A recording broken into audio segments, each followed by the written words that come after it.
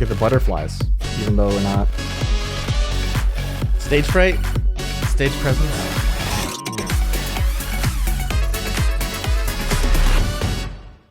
Hello, dear listeners. I'm bringing to you today a very special edition of the Breaking Change family of podcasts. So in the feed, this is a new sub show. Breaking Change, the show. Every episode is a major version release. Runs 2 to 3 hours. It's always just me and you in dialogue with each other. So that means that if I want to bring another human into the mix and turn it into a threesome, I need your permission. And the way that I'm doing that is I'm starting an interview series called Hotfix. And it's going to come in your feed, but wedged between the major versions. So in this case, since our most recent major version was 39, this will be 39.0.1, because I've got a guest today, a very, very special guest. We'll introduce him in a minute, but just so you know what Hotfix is all about is I'm going to find a friend, somebody in the industry, the community, somebody's got a similar interest to something that I know, whatever. The only criteria for our guests is that they have to have very, very strong and spicy feelings about something that might deviate from the norm, or for whom, some people will get, provoked to hear them rant and rave about. And because I'm a provocative guy and I like to dial up the heat every now and then, I'm going to bring the guest on my show. We're going to have it out, and we're going to get, nice and ranty and ravey about the topic.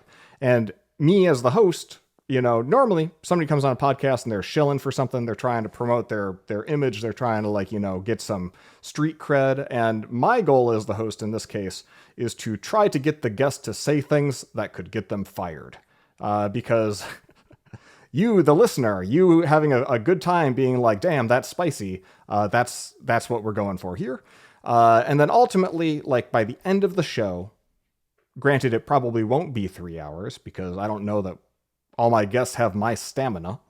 We're going to work to reach consensus on what is the hot fix. So you feel real strongly about this, you could change any one thing in the world. What would it be? And then we're going to slap that on the show title and ship it to you. So that's the show. That's, if you start listening to this and you're like, who's that other voice there? Now you know, unless you snooze through this silly intro part. There should be a different icon in your feed. I don't know how any of this works, but let's just get into it. So my guest today, his name is Dave Mosher. He has been a close collaborator of mine and a dear friend since actually a colleague at Pillar Technology Group before we even founded Test Double. So I think probably our first project together was in 2010. He was also Test Double's first subcontractor, and I think that first gig was Anthony Eden at DN Simple wanted to make a mobile app or a mobile web view where you could kind of just really quickly in kind of a one-shot grab a domain name. And Dave did an awesome job building a single page front end experience where you could do that with lots of fun artwork. And then they didn't ship it. He went on to become 007, the seventh full-time double agent at Test Double, where he had an awesome tour of duty before moving on to, I think at first Shopify and SurveyMonkey, and then later Pulley and probably other stuff too, before now he's returned prodigal son style to Test Double as a staff software consultant. And so he's always been somebody who I find myself texting a lot with during times of change. And because the industry is in such a massive sea change right now regarding AI, we've sort of become, once again, bosom buddies that are just chatting about, man, have you seen this tool? Have you tried this? What's this? Hey, this person's reacting this way. And so I know that there's a lot of heat in his oven when it comes to discussing this issue. And he's seen more of it than I have, even though we ultimately agree on a lot of it. So I'll shut up. Dave, I'll give you a chance to defend yourself. Hello, Dave. Hello. Thanks, Justin, for the warm welcome. It is good to be here chatting with you and, virtually chatting with all the people who are listening. So, I recently joined Test Double again as a full-timer, and my most recent experience was back-to-back startups. You mentioned Pulley. The other one, I spent some time contracting at Clerk with Derek Briggs, and that was who's also another common Test Double collaborator. Really cool experience, but find myself jumping back into the world of consulting after a tour in the salt mines, as you and I have said a few times. But yeah, really good experience in the startup world. And a lot of that experience very heavily impacted by the use of LLMs and the emergence of these AI coding tools. So. Right on. And as I mentioned, Dave is Canadian. So when I say that his takes are spicy, you gotta listen to him in Canadian inflection adjusted terms. Yes. So it's a slow heat. We'll get builds. there. Yeah. All right. We'll work it up. So why don't you just kick it off and tell me what you're so damn spicy about? Yeah, I think the rise of agentic coding and the emergence of the capabilities that these tools unlock has been pretty controversial, but I just struggle to understand why. It seems like a no-brainer to me. It seems like no difference to any other inflection point that's existed in my short duration through, working as a computer programmer, which is about roughly 25 years-ish. And all of these other shifts, the web, mobile, if you go back before my time, the emergence of compilers or moving from mainframes to personal computers, people embraced this stuff and programmers kind of had to get on board. And it doesn't seem to me that this shift to LLMs is any different. I think what has emerged is a proliferation of leading with one's political or moral or ethical stances and using that to justify refusal to engage. Well, I don't like the politics of this big tech leader. I don't like Sam Altman. I don't like Elon Musk. I don't like what they're doing. And so I'm not going to engage. And for me, that feels like kind of illogical. I've been making the claim that you have to separate the politics and the morals and the ethics from the veracity of these tools and the capability.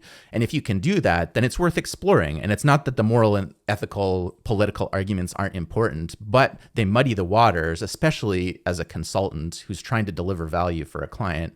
And they're asking the same questions. They're in the same set of uncertainty about the future of what their company looks like, what their structure looks like, how their engineers are going to make use of these tools, how their product thinkers are going to make use of these tools. And so if I take the moral high ground that I think I'm taking and I plant my flag and I say, well, I'm not going to engage, Mr. or Mrs. Client, that's just doing them a disservice. But it's also severely limiting my potential career growth in the future. So is that the most Canadian, controversial, spiciest version of that take? It'll do. It'll get us started. I think talk about politics, because nothing. If you want to kick things off hot, it's a good place to start. It was probably a blend of things around 2020. Yes. Between all of the just tumult and turmoil of the COVID shock, George Floyd, leading up through the election, January 6th, like the violent back and forth of everyone suddenly working from home for the first time, and just kind of like shit posting on Slack at all hours of day because you got nowhere else to be. It really, if there was so Dave, you and I, we've been working remotely most of our careers. I've been predominantly remote since 2009. And I had to learn, pretty quickly, how to have good hygiene about, work-life balance. Hey, honey, when I'm in the office, when I'm on a call or something like that, we've got these norms. And then when I'm off hours, when I'm not working, we're gonna, be normal cohabitants like usual. But during my work hours, I need to be able to focus. Just things like that. And I have to imagine that arriving at those norms when there's not a global pandemic and you've got a big house and you are able to like, have enough space and everything for everyone to have a seat in the home and work comfortably is a lot different than being in a small cramped apartment with a bunch of screaming babies and, your life seemingly on fire, and you're also afraid you're going to die, and maybe people are dying or dead. And then like on top of it, you see the news and you just get really angry and you can't focus on work. So that is the era that I think that was the sort of the ground had been salted in that way, where there was already real distrust between employers who were sick of that shit because they wanted you to get stuff done because they were paying you money, and employees who were just shell shocked and traumatized by that particular experience, followed by it's like they finally get comfortable and it's like, okay, return to office. Like, well, I just moved 3 states away because you said you were never gonna, you were remote first now, right? So they feel jerked around, and now here we are again saying, hey, programmers. We're talking mostly to programmers today. I think all white collar people are to some degree fucked, but just talking about programmers, just talking about people who write code for a living, like, you tell me, is that why like the political valence is so dominant here? Yeah. Or is it that they're under such threat? Yeah, it's a good question. I think my grounding is in Canadian politics. I don't tend to follow U.S. politics as much as I can. Although working for an American consultancy, there's some amount of overlap. But I think you mentioned 2020 as like this pivotal point with COVID and things. I think you have to go back further than that. Like for Canada, as Canadians have just had a change in government, there's a lot of reflection on where it started with the Trudeau era, right? 10 years, what has the last 10 years wrought in terms of promotion of the positives, emphasis on social justice, things like that, but also an extreme amount of polarization, which started with Trudeau, bringing lots of female members of cabinet into place and promoting these ideals that are like, we're going to be equality focused and things like that. You enter an era where COVID happens and then extreme government shutdowns and things like that. And that just puts an immediate wedge between people, and families can't meet with each other, and coworkers aren't congregating together in these common spaces anymore. It forces remote work in a way that is different than the remote work that you and I have experienced over the last 15 plus ish years. Because we've been doing remote since before remote was a thing, forced on us by COVID. And all of that is like this environment that just feeds people's polarized extremes. And so now I can't work with you because I don't like your politics, or I can't collaborate with you because I see what you post on social media. And so there's this like inward focus that happens where my preferences and my politics and my morals and ethics, I need to foist on everybody else to make sure that I'm surrounding myself with people who are like-minded. And so in a way, you end up with this really crappy groupthink. And now AI and LLMs are coming at another inflection point. In the middle of coming out of that transition, people are still remote. There's, like you said, this return to office that's happening. But I think people have lost a little bit of that collaborative muscle memory that existed when we all worked together in the office location. Where, in my day, I'm old, I'm 44. It was like, you didn't talk about politics, you didn't talk about sex, you didn't talk about religion, all of these things, right? And now it's like people lead with that. It's what their emoji says on Slack. It's what their social media profile says, right up front and center. It's like, that's the most important thing. And the frustrating thing for me is that's such an individual me focus at the expense of what's best for the collaborative, what's best for the group. And if I'm always leading with what's best for me, then I'm really limiting my ability to serve others and to supplant my own preferences for the good of the client that I'm serving or the person that I'm working with. Because, you're a collectivist socialist up in Canada. Yeah. That totally tracks. I think 2 other little factors just to pop them in here, because I think getting this context is important, because we're about to call these people real dumb and stupid, and that they need to get on the train. But like, adding to the context, right? What you said is like, people started leading with their political identities when social media flattened the difference between work you and real you, right? Yeah. Like, I remember I made a joke on Twitter and I got some people mad because they said it was like somehow, I don't remember what, like, and somebody said it was misogynistic to say that I was just a throwaway tweet in like 2012. It's like, just so you know, just in case you haven't thought about it lately, people are using LinkedIn messaging to sext people. Wow. And because like, it's happening, right?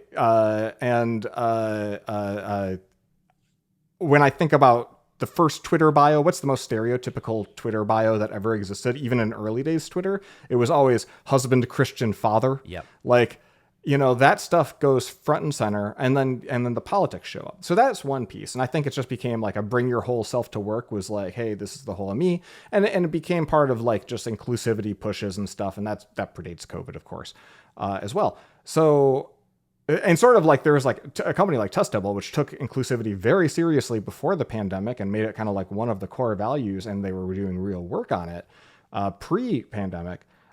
Similar to how we were really thoughtful about remote work. In the post-George Floyd era, you had all these companies kind of bandwagon because they had to. And like, why did they have to? And so like, then we wind up in this watering down, just like everyone hates remote now and everyone hates DEI now. It's because like the people implementing that stuff were totally thoughtless and reactive. So like they did it, they fucked it up. Yep. And now they've pissed in the well and everyone hates these things. And by everyone, I don't mean everyone. I just mean voters, apparently. So like when you ask like, so why did companies rush to do such a shitty job with DEI? It's because the job market was el fuego in tech, because the stocks were all rising. Everyone's thinking, well, I guess if we're never going to play soccer anymore, we're just all going to be on our computers, with our Oculus Quest headsets playing virtual soccer. And so all of their valuations shoot to the moon. They start staffing up like crazy. And developers could write their own ticket. So if developers were really, really scarce, the market responds by trying to cater to every single whim and concern that they might have. And then yet another rug pull now is like, Shopify was like, we're going to hire 2020 developers in the year 2020, right? And now you got Toby saying, hey, if AI can do your job, you're fucking out of here. Yep. Right? Like that rug pull, it's just like it's such a violent back and forth. And so I have to imagine that a lot of people are, that's like 30 years of bullshit. That's in this, like you said, a decade, like a compressed timeline of not a career, but like, 2 jobs, like a very compressed memory. And I have to imagine a lot of people just feel jerked around when you, Dave Mosher, show up on a team and you're like, hey, why aren't you guys using Cursor? Hey, why aren't you, Yeah. And there's 2 types of responses. There's people that genuinely just don't know. And I think my reaction to that is like, do you have your head in the sand? Like, where have you been? Do you not read blogs? Do you not exist? Hey, you're the one saying you're trying to avoid the news. Like I am too. I think like one of the healthiest things you could do is unplug. Right. The news is different than, and maybe this goes back to the way that I have found value out of social media while avoiding the cesspit that is the political side or the extreme side of those things. It's like Twitter in the early days was just a really good group of techies to follow. It was such a boon to my early career because it was easy to find people that I was interested in reading. Like Zeldman was an early Twitter adopter, or Jeremy Keith, or people from the whole Event Apart movement that I went to their conference in 2009, before I met you. And they were all early Twitter adopters. Cameron Mole, another fantastic designer person that I followed for a while, and the content that they shared was so rich, like they were freely sharing. And then something shifted, but for me, I didn't shift who I followed. Not as maybe as much as other people. The algorithm changed. The feed started getting infused with ads, which is one thing, but then stuff that you didn't follow, which was kind of annoying. But I've still found extreme value in Twitter. You just have to be a little more selective about curating that. But I think people are exhausted with the amount of noise that's there, and the signal gets lost. And then they're also exhausted coming out of the pandemic era, isolation, extreme polarization, and they just don't want to. So it's like easier to eject and bail and say, I don't want to curate my feed. I don't want to like think hard about what's coming into my feed as a way to grow as a software developer. So right. So we simultaneously live in this paradox where everything is tribalist and polarized, and so there's 2 sides. Yep. And yet we also live in this multi-factored universe of like there's now 800 points of light that tell me, Justin Searles, who you are, Dave Mosher, where like maybe if we'd met 30, 40 years ago, we would have just like, I don't know, gone into an office, had those skinny neckties, worked at our draft board or whatever, and then like, got a beer every now and then. And that was our entire relationship. And now I know so many intimate things about you, your family, your life because of social media that like I can have that polarized, are you on my team or not on my team? But then you say something earlier, like we should take care of other people and we should be like team focused. And I'm like, he's a socialist. But then you say like, I use Twitter. Yeah. I'm like, well, no, because that makes you a techno-libertarian fascist. Yeah. And so but those are different teams. And like, how do I square this? And it's just, it is pretty exhausting. So let's cap off this conversation and just say, this is the ideological ferment on which the biggest technological transformation in the history of software landed in our laps. Mm-hmm. And so this is our starting point now. I just want to continue because I said there was two types of people when I started that thread. So there's the one person who's head in the sand refusing to engage. There's the other person who's the tech bro evangelist who's like all in, who's influenced by the people who are making outrageous claims of efficacy and things like this. I vibe coded my SaaS startup and now I'm at 100K ARR in 2 months. That's not great either. There's a middle ground that I think is where I would put myself. And I generally consider myself a centrist. I'm not, right-leaning or left-leaning or socialist or individualist or collectivist, somewhere in the middle. And I think that's usually the way that I try to engage with people, regardless of where they find themselves. Oh, you haven't engaged? Here, let me show you. Let's pair. Let's work on something. You're skeptical. Let's pair. Let's work on something. Oh, you're the tech bro evangelist. Like maybe we need to tamp those expectations down. I might flip the bozo bit on you early because I realize that you actually can't do any of this stuff. You're just parroting the claims that other people are making in the space. So. Okay, so we've set the table a little bit here in terms of just like the chaos surrounding us in this moment. And one of the questions that came up, separate and apart from any AI stuff, is like suddenly we had this adversarial relationship between employers and employees. In the Obama administration, you remember like there are Google people there all the time. Tech is fun. It's all upside. You had these like don't be evil, altruistic. Like it was not like traditional labor. You didn't think about like. I grew up in Detroit area where, there's a long history of strikes and labor versus the big automotive companies, UAW negotiations and unions and stuff. Tech was sort of like kumbaya. Everyone's kind of like working towards the same thing. We're all aligned. And then 2020 and all of that stuff changed it to be more adversarial. And one of the things that I remember vividly was the frustration with I'm having to hire a lot of people. I'm being told to lower the bar on recruiting so we can either get more people in the door or get people from like a broader diversity of underrepresented groups in the door, which is going to cause problems downstream. As a leader, that. But okay. And so you take that lump, you jack salaries up. You continue to not get the output that you want, right, from your engineering organization. And then you're watching the news, you're watching your social media. This is again in imagined tech leader land. Like Elon buys Twitter, says it's overstaffed, cuts 4/5 of the staff overnight because he's like, you shouldn't take 20,000 fucking people to run a website or whatever the numbers are. But you guys, that's the sentiment going around. And then, it has some struggles, but like it's still up. And I think a lot of other executives looked at that and they're like, don't never waste a good crisis. Let's start taking advantage of the kind of the cover that he's given us to ask the question, are programmers actually worth as much money as we've been paying them? And so I'll turn it to you, Dave. Like, I think that is fundamental to the question of whether or not AI is a threat. Is like, it's all about like our industry trying to come to grips with like, what is the actual value of a software developer and how do I tell the good ones from the bad ones? Yes. I think your question is a good one. are software developers worth it? It was harder to quantify that previously. And there wasn't, I don't know, it felt like the timeline for evaluating the efficacy of somebody's capabilities was longer. It was like, oh, we're going to go into a vacuum for 6 months and focus on a feature set. You know, I'm speaking out of my experience at the startup world. And a product person might cast a vision. We might pivot if we're trying to get to product market fit quicker and we aren't getting traction with something. We might be chasing the most recent customer focus. And so then I'm looking at the people on my team, both the product people and the engineers, and the question keeps coming up, like, is this person good? Is this person actually capable of doing something?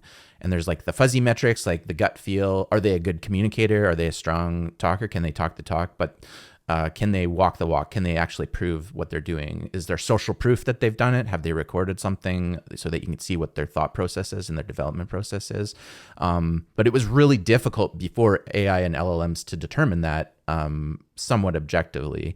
And usually the people that did have the social proof got hired and there was a clearer line of thinking. And now with AI and LLMs, it's like, well, if the time to ship something there's downward pressure on that, now it exposes whether somebody's got the critical thinking skills to actually, justify somebody in leadership, justifying their salary. If I can pull together analysis tools, stitch together all of my thinking to understand a complex system, using these tools to go and do probes and figure out, okay, now I'm not holding the whole system in my head. I'm like assembling the context, doing this context engineering. That is the skill that produces the rapid change that leads to output, and somebody can evaluate, well, how quickly were you able to do that? And it's no longer the code that is important or shipping the widgets in the widget factory or things like that. It's how quickly are you able to synthesize the right level of context and communication to get the result that you want, and that somebody will find valuable. That is different. That's emerged now. And I think the emphasis there is exposing people who were just going through the motions, were hiding behind process, didn't really understand value creation, or they were putting a priority on the things that really ultimately didn't matter. If I take the craftsman idea, for example, I really want the code to be aesthetically pleasing and readable and all of these things. And yes, that's in service of value creation for the client. And I think I know a better way to do this, and it makes it more maintainable and readable. But if I can generate swaths of code and still get to that outcome much quicker now, then the code becomes less important. And those measures of quality become less important as well. And I think people that are hanging on to those things in the past, I get it. It's hard. Change is hard. But that's increasingly becoming viewed by people in leadership as justification for letting you go. You're not going to have a job very long if you're still focusing on, we want to increase code coverage. We want to increase the code quality and readability for humans when LLMs are in the loop doing a lot of this stuff. I almost feel like you're talking from 9 months in the future, right? Like I think much more fundamentally, like, us as an industry, we've always pretended we know how to tell a good programmer from a bad programmer, because you see it in how confident people are about their interview process, right? Or we got 15 different levels of programmer. It goes all the way. I'm a fan of just flat, like, everyone. It's kind of like a what have you done for me lately? Not to say, hey, you got to show up every single day and do work to get paid, but like kind of, yeah, I think. In terms of my life as a consultant, we always at Test Double, when we were starting, we were like, we bill by the week. You don't have to prepay.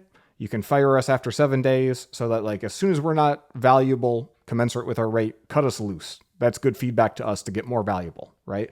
So I've got like that kind of mindset about it. But when you talk about like junior developers in organizations, circa 2021, 2022, I was hearing stories about how they'd hired all these people who like maybe had gone 9 months without a commit, right? Hadn't committed any code, would like, maybe keep video off on meetings, not engage, would maybe like to prove that they were doing any work, participate in code reviews where they'd really just kind of cherry pick actuallys throughout, not productively, but just to kind of, get their participation points.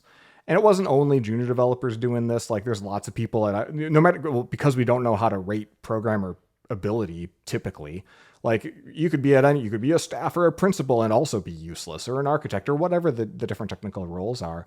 It's like if you play, there's almost like this shadow structure of if you play the game and you do your OKRs and you get a manager who likes you and you check the boxes, that's what determines your career trajectory more than what have you shipped. Mm-hmm. And that's, that's been true, I think, East Coast, West Coast, probably worldwide, where it's like, leaders have always treated software as this black hole. I'm going to have to throw a lot more money than I want to throw at it. It's going to take a lot longer than I want it to take. I'm not going to be allowed to have any critical feedback or tell it to go faster, or the, people will revolt. And I just got to wait for it to get done and hope that my business doesn't run out of money before the software is done. Like that was sort of the hands-off kind of pessimistic approach that we were dealing with. But to your point with LLMs, like I'm hearing the same people who were complaining about that junior developer 3 years ago, and they're now saying, yeah, that person is now turning in, 10,000 lines of code a day, just generated slop. They're checking the boxes, they're marking features done, and then it becomes my full-time job to review it. And whenever I point out anything in the pull request, they comment back to me with something that is obviously, you can imagine the ChatGPT prompt is obviously that they like copied my comment to their code, and then they said, ChatGPT, please defend me. Please come up with a vicious, violent defense of how what I did is actually good, and then they just paste that in, right? And so now we've got ChatGPT arguments and pull reviews because everyone's so shell-shocked trying to hold on to their jobs. Yes. I think there's two root causes there that are interesting to explore. One is the junior doesn't know what good looks like. You do. So you or somebody else who is more experienced is going to be able to instruct, to prune the context, to discard things that are unimportant when then the LLM generates something that's just like out in left field. You have an exacting sense of vision and purpose, and you know what good looks like. A junior doesn't know that. They're trying to learn that. And so that might be one reason why, they feel the pressure to perform, to ship more lines of code, and then they go to ChatGPT and they try to do it, but they don't really have a sense of judgment. And that's something that just comes with time and experience.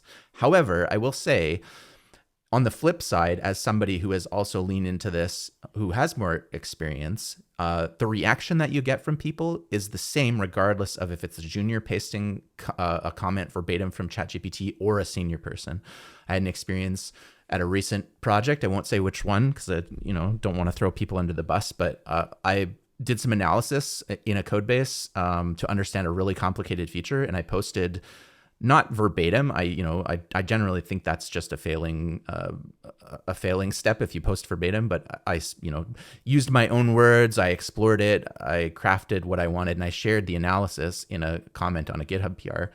And somebody just interpreted it as, well, this is just AI slop. Because at the beginning I said I used Claude or I used an LLM to do this analysis.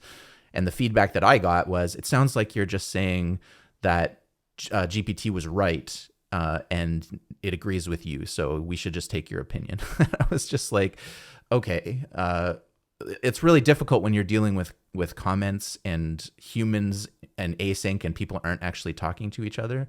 But I just share that example as like people are interpreting anything if you give a hint that you've used these tools in the defensive in a lot of ways, regardless of the level of experience. So a lot of people haven't seen the light like you have. They haven't touched the flame. They haven't engaged, whatever, euphemistic business coachy language you want to use. Like they either, to your point, they're ignorant of what's going on in the world around them and of all these tools. And Dave, you're the guy who's like, I remember we were on our very first project together, and I think you were like, oh, well, there's a lot of JavaScript in the front end, so we shouldn't just be using jQuery. We got to pull in Sammy.js. Yep. It was like a client-side router. And then like that wasn't good enough, and we had to pull in, was it Backbone? I think it was something before Backbone even. And then it was Backbone. And then like by the end of the project, we're talking about Spine. Remember Spine? Yep. And like You were telling us all about that because for as much as I paid attention, I paid less than you, and I liked having you around as a result. Because you'd read all the tweets, so I don't have to. So there's people who are just ignorant, and they rely on people like you to inform them, right? And so they might come to you earnestly for advice. But then there's people who are just having this reaction where it's like, there's a lot of layoffs going on right now. AI is being pointed to as like, the machines will replace us.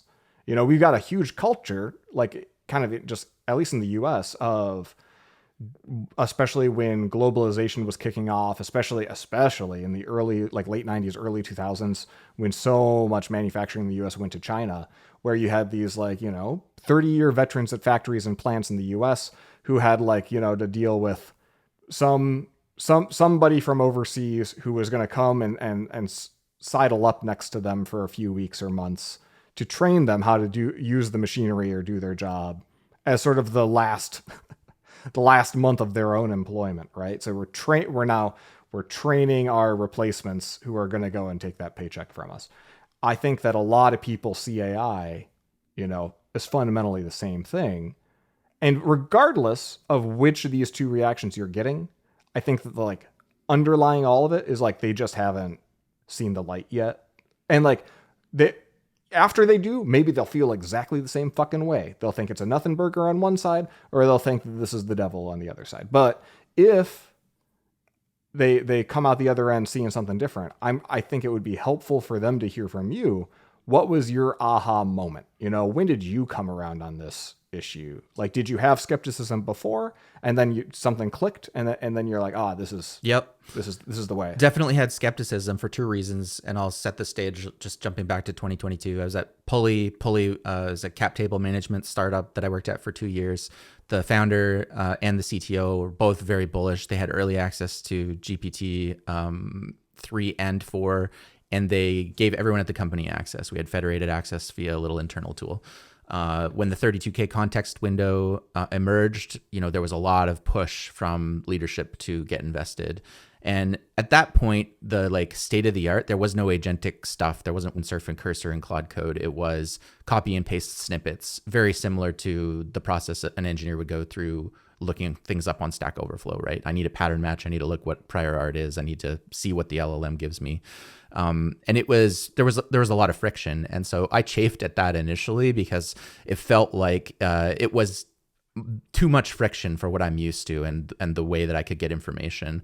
And what changed my mind was the release of that 32K context window for GPT-4, because now I wasn't limited. I think before that we were working in the OpenAI playground, the API playground, which also had limits. And when they launched the 32K context window, you could dump so much more comparatively, which, if you think about it now, it's so small in comparison to what I think Gemini has a 1 million token context window now. But 32K at that time was like, I can just dump a whole file or something like that, or even maybe a few files in a directory and get some insights there. And that was when the light bulb moment went off for me. And it was like, okay, it's not this tiny little function that I'm working in trying to understand how to refactor. It's what are the broad strokes of the problems in this system? And can I get some intimation of what that is by dumping things into GPT-4? And as much friction as it was, the amount of insight I was able to get doing that justified the friction of copy and pasting snippets into the playground and, not having this tightly integrated environment that we have now. And yeah, it was like, okay, now I'm getting bigger strokes, broader picture, bigger picture, broader strokes, thinking on this stuff. And that's leading me to make more strategic changes in the code base with a higher level of confidence about the right way to go forward, using my judgment, using my savvy. But before that, yeah, it was like, this feels like, just way too much friction to be worth it. And then the models themselves also have gotten significantly better. They seem to be more purpose tailored to coding, whereas before I think GPT was just a generalized language model. The coding specialization has really accelerated the efficacy of the tools. But that's a little bit about my journey of being skeptical and why I was skeptical. So before it was a thing that was mandated that people said, hey, this is coming. Hey, we expect you guys to use this, which is, anytime change is always uncomfortable, but I think even especially maybe like brilliant creative people hate being told how to do their job. Yep. Right. I think that's what one of Test Double's big successes is about autonomy, telling people like, hey, we trust people closest to do the work, to make the decisions on how to best do that. And so anything that smells like a mandate is a turnoff and is going to engender, I think, some defensive reaction or pushback. This was not a mandate, thankfully. It was just we're seeing positive signals here as leaders. We'd love it if you would explore it. Maybe that's a mandate in the soft way of saying it, but there were definitely people who left the company and have since left the company because of what they would describe as the overemphasis or the push to get on board or you're off the bandwagon kind of thing. So, but then after, right, you flipped the bit. Yep. And then this became a category, probably the leading category of new technology Dave is interested in, so that he fills his Twitter feed with it. And now he's like actively engaging and seeking out ways to do it better. Yes. So it became a tool in the toolbox and you wanted to get the sharper tool as fast as you could. Yep. And it's in service of an outcome, right? If we talk about consulting outcomes, we want to delight clients quicker. For me, the other human factor that is like immensely satisfying in my job is shortening the loop between when I'm working for someone and I get feedback from them that they say, you made my job so much easier. This has eliminated so much frustration with the software that you delivered or the problem that you solved. That is like what motivates me. So if these tools are able to serve that loop, that virtuous cycle quicker, it's like, yeah, I'm going to go all in and do that because that's what I'm pointed at. That's what I'm driving towards. I'll share mine, I guess, because I got asked this by email by somebody yesterday. So yesterday I wrote a post called Full Breadth Developers. And the thesis is that if you enjoy gainful employment as a programmer and you want to continue to do so, you need to provide a value to whoever is paying your paycheck that is beyond just creating code.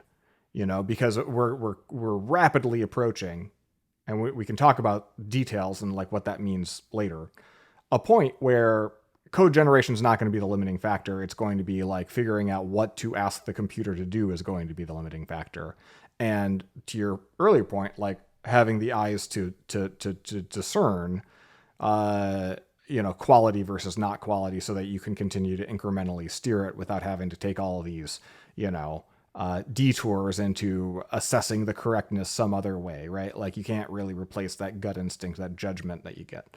So for me, I got an email immediately after. It's like, so you used to be kind of skeptical. You did the Searles After Dark series where you were using an early version of GitHub Copilot, the spicy autocomplete edition. And all it really did over those 10 episodes was get in my way and suggest things I wasn't going to do, and then I'm backing them out, or I'm distracted by it, or tickled by its badness. What made you flip, right? And so I reflected on that, and the quickest way to put it is probably these things could generate code at every step of the way. They could generate a lot of code, even early on, even without a lot of context. The amount of effort and time that it would take me to beat the ugly out of it and get it into some kind of shippable condition was initially so high as to be hilarious. Like, okay, cool. It generated, 20 Ruby classes in, check your stopwatch, 3.5 seconds. That's great. Well, they're all wrong. They don't work. They're not easy to test. The format, like the style, everything, they suck. So I could go in and now I instead of writing, which is a nice fluid thing where you can just, type and there's not a lot of backspacing. There's not a lot of navigating around. There's not a lot of selection. There's not a lot of grepping. There's not, not a lot of remedial, like reading and trying to suss out what's happening, right? Like a lot of that stuff drains me. I think it drains a lot of people because it's time consuming. It's an analysis activity. Yep.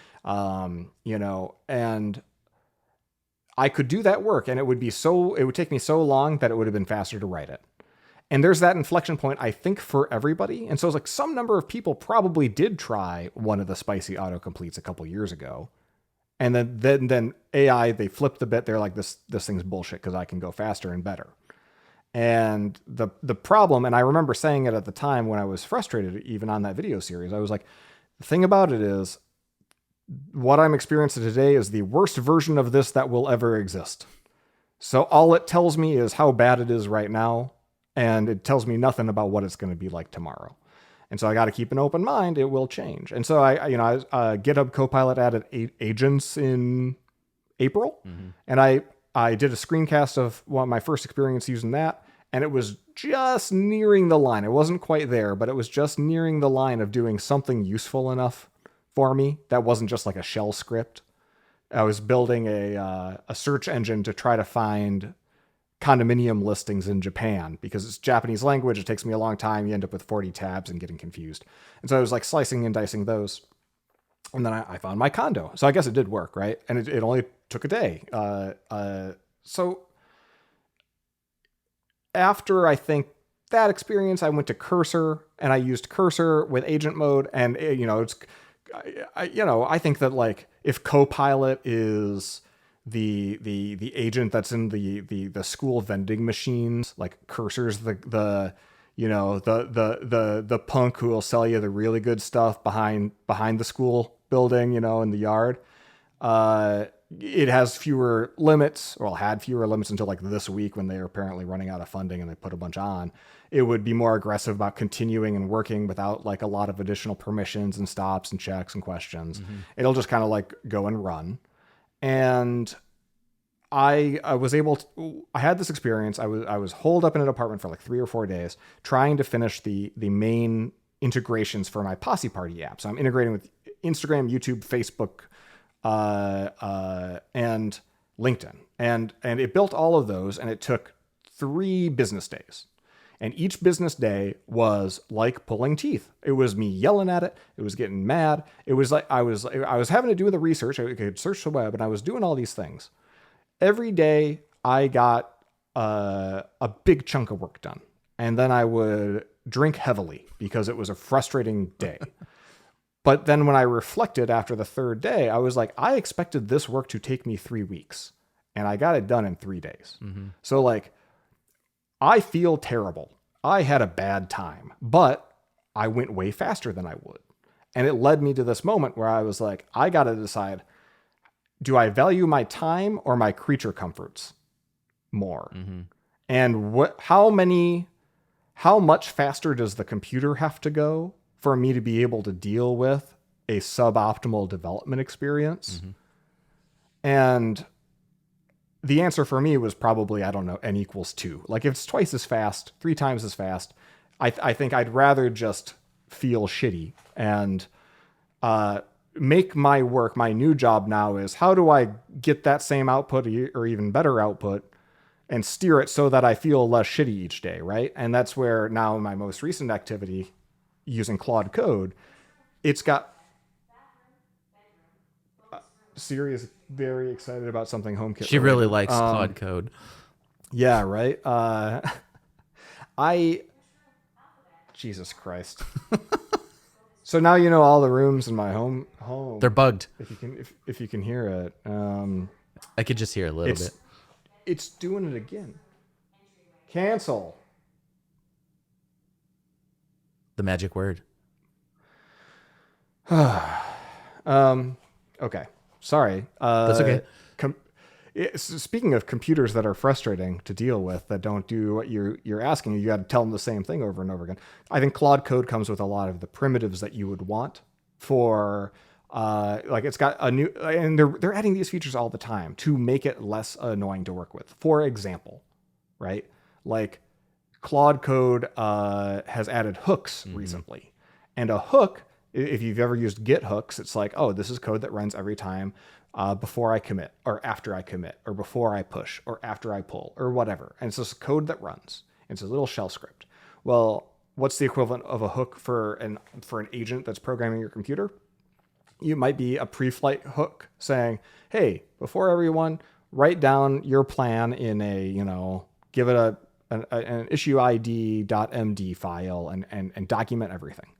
And maybe before you, I don't know if they have a hook for this yet, but like before you have to compact your context, write a summary of your progress, right? Or before we exit, that way I can pick up and resume later easier. Or maybe you have an after hook because like you're sick of telling it, hey, run standard RB and lint my code. Or you're sick of saying, hey, did you run the tests? Yep. Right. Which I had to type probably 45 goddamn times this weekend. Have an after hook that's like, you run script/test, just do it. And so basically it's like user space prompt injection where like you put that hook file there and then the CLI knows to prompt itself so you don't have to repeat yourself to it. Like that, I set that up, I'm going to be happier, right? Like I'm going to get to a place where I'm less upset. And so that's what I'm describing to you is like, that was my pivot point. Like I got over the hump and I was like, okay, so now that I know this is going to be faster, I just have to shift my thinking from how do I write better code as a person to how do I get better outcomes from this tool? Yes. Yep. The most immediate thing that came to mind when the hooks feature released was remembering back when I was pairing with you early on in your workflow with Guard, and you had the little macOS notifications that showed up when you were running tests, and there was like, oh yeah, tests finished, and it's like that type of stuff is totally possible now. So if you have a workflow, and you know what gets you in that flow state, and it's the small little iterative feedback loops, the shorter one, you're n+2 or n×2 or whatever, and from what I remember about you, you're somebody that does not tolerate a lot of slowness in the feedback loop. So that makes sense as well. But yeah, like all of these features in Claude Code that are emerging in all of these agentic tools are in service of letting you customize the workflow. So it's just very similar to what we had to cobble together back in the day when I'm plugging in Guard or some other thing or Jasmine tests and plugging that into the notifications to get my feedback loop. But now the other part of the feedback loop is, does it actually work? Am I looking at the outcome? Do I see, is it writing a test? Does the test pass? That's my first level. Is it writing a UI? Does the UI look okay? Does the interaction work well? And Joe Dupuis from Testable recently recorded a little screencast showing he called it the double loop flow. In the first loop, you're just looking at, does it actually work? I'm not evaluating the code at all. And then maybe when I've got a stable set of features and I think, it's looking good and operating good, then I go and take that more critical audit of the code in the second loop and structure it so that I'm happy with what I can commit. And it's not just vibe coding my way to, a mess over the long term. So I think the emergence of that stuff, we're in this explosion of capability, and people are exploring all of this stuff, and it's going to eventually contract down to some set of primitives, like you said, that will emerge, and people can compose their ideal workflow. But that's happening a lot quicker than I think people anticipated, and a lot of the tools themselves are being automatable. I built a little CLI over the weekend to analyze a song with Python, with a model, extract the drums, figure out the transients in musical term. Where does the kick land? Where does the snare land? Where does the hi-hat go? So that I could extract a MIDI clip, so that I could plug it into a guitar pedal. All of that used to take me a whole lot longer, and now I could ask Claude to build me a CLI. I know what I want. I'm focused on the outcome, minimizing the loop so that I can not spend a bunch of time on my weekend yak shaving to do this, when really all I want to do is put the MIDI file on my drum pedal and play guitar along to it. That is the era that we're heading into, where all of these things are capable if we let go of some of those things we're holding on to with respect to code quality or aesthetics or purity or things like that, in service of focusing on the outcome. So people who know you and me will see this in us as, oh, Justin and Dave are just early adopters. They tend to get earlier in the life cycle of any particular tool or programming language. We were using Node.js in 2009. We were, or 2010. We were like very early to the game in a lot of different fields, like when we were using, proto backbone before anyone was doing single page apps. Like, I think you always like riding the edge because you like to do what's best. I like to come in and be the second loop and start to make it less shitty. Right. So I'm like step 2 of the journey is where I typically land in that sort of like life cycle. Yep. Most people wait until there's job postings asking for it, like Yes. they're in the middle of the curve somewhere. And the moment that we're in economically, because it's so skeptical of hiring people, we're not getting to the job posting phase. We're getting to the mandate phase, right?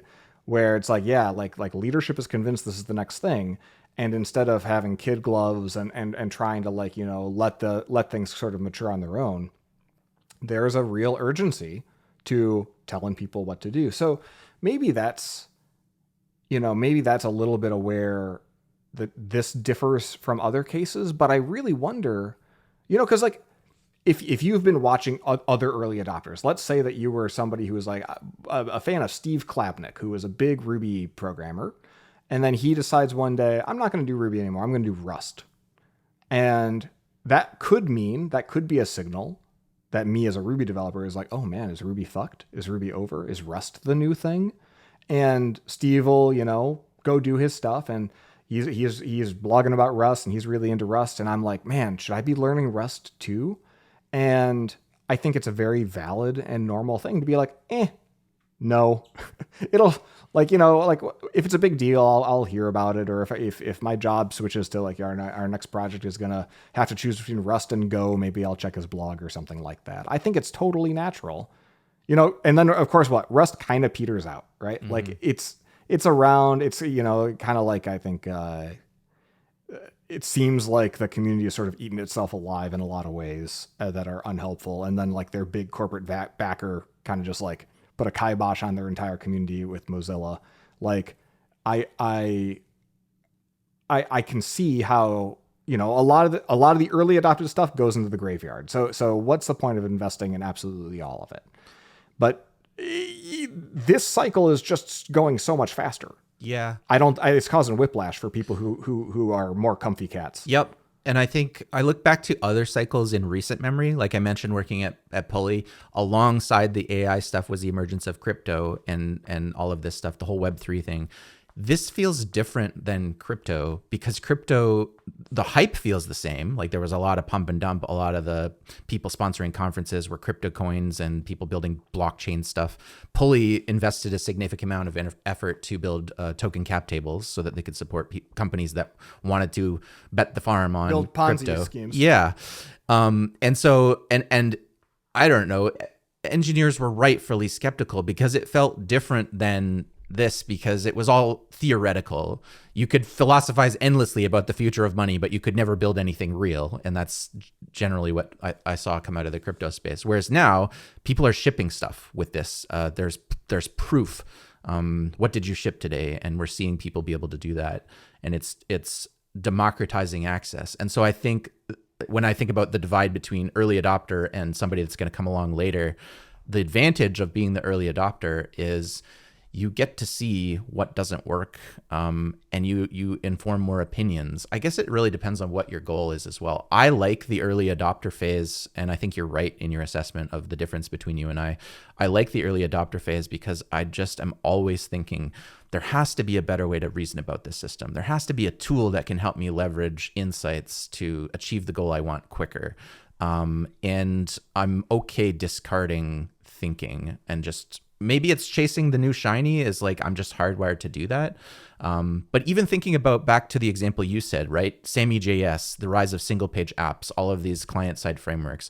My interest was not just to chase the shiny because it was shiny. It was, this feels like a way faster feedback loop to deliver value to somebody who's entrenched in an enterprise Java ecosystem with a software acceptability council that's gatekeeping everything and making stuff really ridiculously hard to deliver value in. And so it was always in service of, I feel like there's a faster loop. I know what good looks like here. I think I can get to it. Let's try these tools and see if we can get there. I think that there is a phenomenon that we've expressed now in parallel conversations. The first set of phenomenons. Yeah, it's. Look at all of the sort of like, imagine all of the billionaires are soccer players, like 5-year-old kids soccer, where like they're all just running in a huddle, chasing the ball together and not playing their positions. Like that's kind of how that ping pong effect, that just sort of like, completely strategy free, quarter to quarter, I'm going to lay people off because the guy next to me is laying people off because the market's saying that I should lay people off because the other guy is laying people off. And then like 5 minutes later is a hiring spree. And then 5 minutes later, it's so the attention deficit disorder at the sort of like corporate executive level has resulted in everyone sort of just assuming that everything is a vapid trend that isn't going to matter. And then separate and apart from that, the last several, I think, big technology hype cycles have been bullshit. Like, I think React was a neat idea for a simple little library to solve one particular problem out of 70 that come up when you want to build a framework for the front end. And it turned into a lifestyle choice. It turned into an identity. And then, like, Facebook was more than happy to kind of like basically own the conversation of front end development because it's a big part of their business. And so there's this constellation of half-assed tools that kind of emerge around it. And as a result, because it's what everyone's talking about, now it's like half of the internet is made in React. It's like, why, like, when I click, merge pull request on GitHub, nothing happens anymore. Or, like all these weird bugs, all these, because everything is just so slapdash. And, it's like, oh, small packages, put it together. So basically now everyone's got to roll their own framework. And that's like great, and that's because as soon as like tech leaders start talking about something, React and other things sort of train me to be like, as soon as CIO magazine mentions something, you're like, oh God, like this must be a bad idea. Then you have, like, to your point, the crypto hype cycle, which looks and feels and sounds a lot like this. The market carrot, CNBC is talking about AI just like they were talking about crypto. It's like the next big thing. People are speculating about it. And of course, it's all hogwash. And it's like a faster way to have Ponzi schemes and money laundering, like, is basically the only day one use case. Or if your goal, I guess, is just to accelerate climate change, because like there's not a lot of good, especially as a PC gamer. Not being able to buy GPUs was a huge pain in the ass. Yep, I'm with you there. AI is beat for beat the same fuckery. I see what you're saying. So it sounds exactly. It's like all of the. It's like, oh, finally GPUs are in stock, and then 5 fucking minutes later, it's like, oh nope, sorry, they're all gone again. Sorry, and also they cost twice as much because of inflation. So like if you're just like watching around, you're just like you got two fact bases now. It's like, one, the executives are just chasing fads. They don't really know what's up. And two, the last several tech hype cycles have left me holding the bag. I've got this legacy React app that sucks.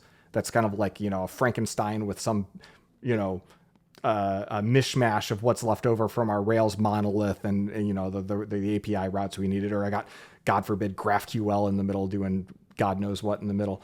And then I had to spend a whole 6 months spiking out this crypto thing that leadership threw away, and now they're telling me that everything's got to be AI. And it's not just that I have to use AI to develop code. It's also like we got to find an AI story, because the shareholders want to know, like, how's your app going to be AI? It's like, I don't know. You pass butter. Like it's an app that doesn't need this, right? And so now we have all this make work for, like, very obviously bullshit AI. It's like everything's a chatbot now. Like I want to chat with everything while I'm working.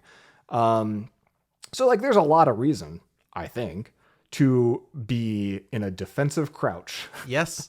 when somebody like, this socialist fascist Dave Mosher tells me I should be using an agentic coding thing. It's like, yeah, yada, yada, yada. Yep. Right.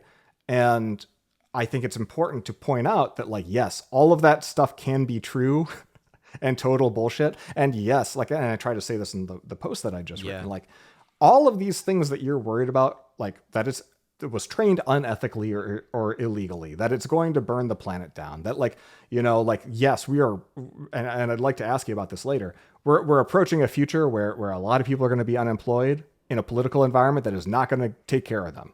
Right. Yep. All of that stuff is true. And unless your goal is to become unemployed quickly, like, it's out of your control. Like, you gotta, we have to play the hand we're dealt here. And how are you going to play that hand? And what's the best way to play that hand is I think, the more pragmatic approach. Yeah. I think the best way to play that hand right now is to investigate and to leverage and use this stuff and set aside the moral ethical arguments for the time being.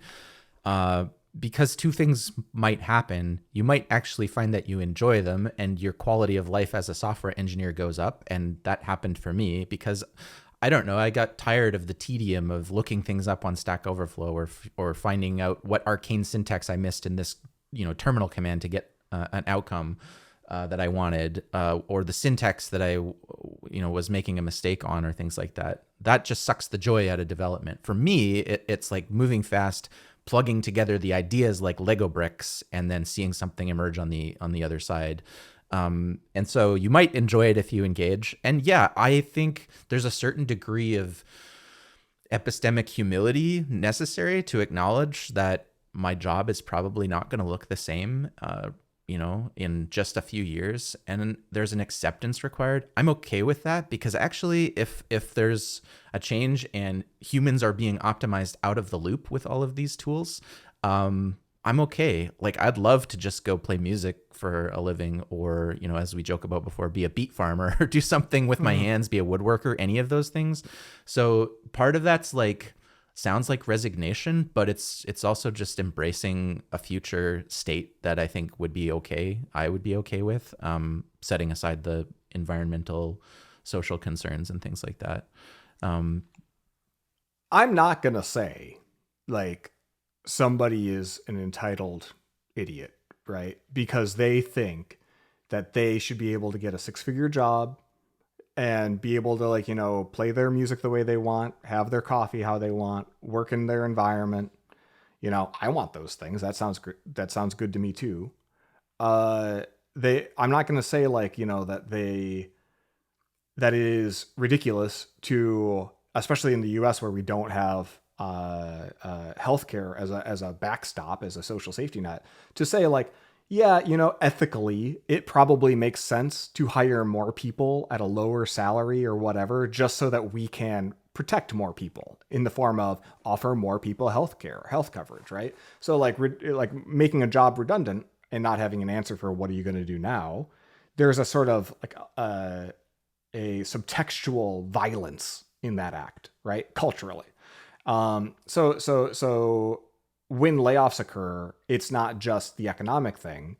It's the human toll, the human impact, and the question of where these people, again, coming up from Roger and Me, the documentary that Michael Moore did about General Motors and what happened to Flint, Michigan when the plants closed, is, talks about all of these token efforts to, we're going to reskill all these workers and, you have them at Taco Bell or something like that for a job that pays a third as much, and most of them wash out, right?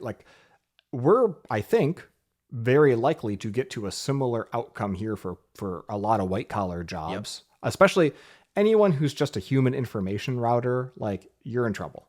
Anyone who just generates contracts or documents or reviews contracts or documents. Anyone who primarily who spends more than 2 hours in their email inbox every day. So what would you say you do here from office space? Yeah, right. On an infinite time horizon, we're probably approaching a point where none of these jobs that we've held dear as being, how to get upwardly mobile is to be at a desk at a computer instead of in a factory, right? And doing hard labor. And what you just said, and I knowing you, I've got your spoiler alert, what's most important to you, your frame of reference for what a job is do something valuable and get rewarded. Yep.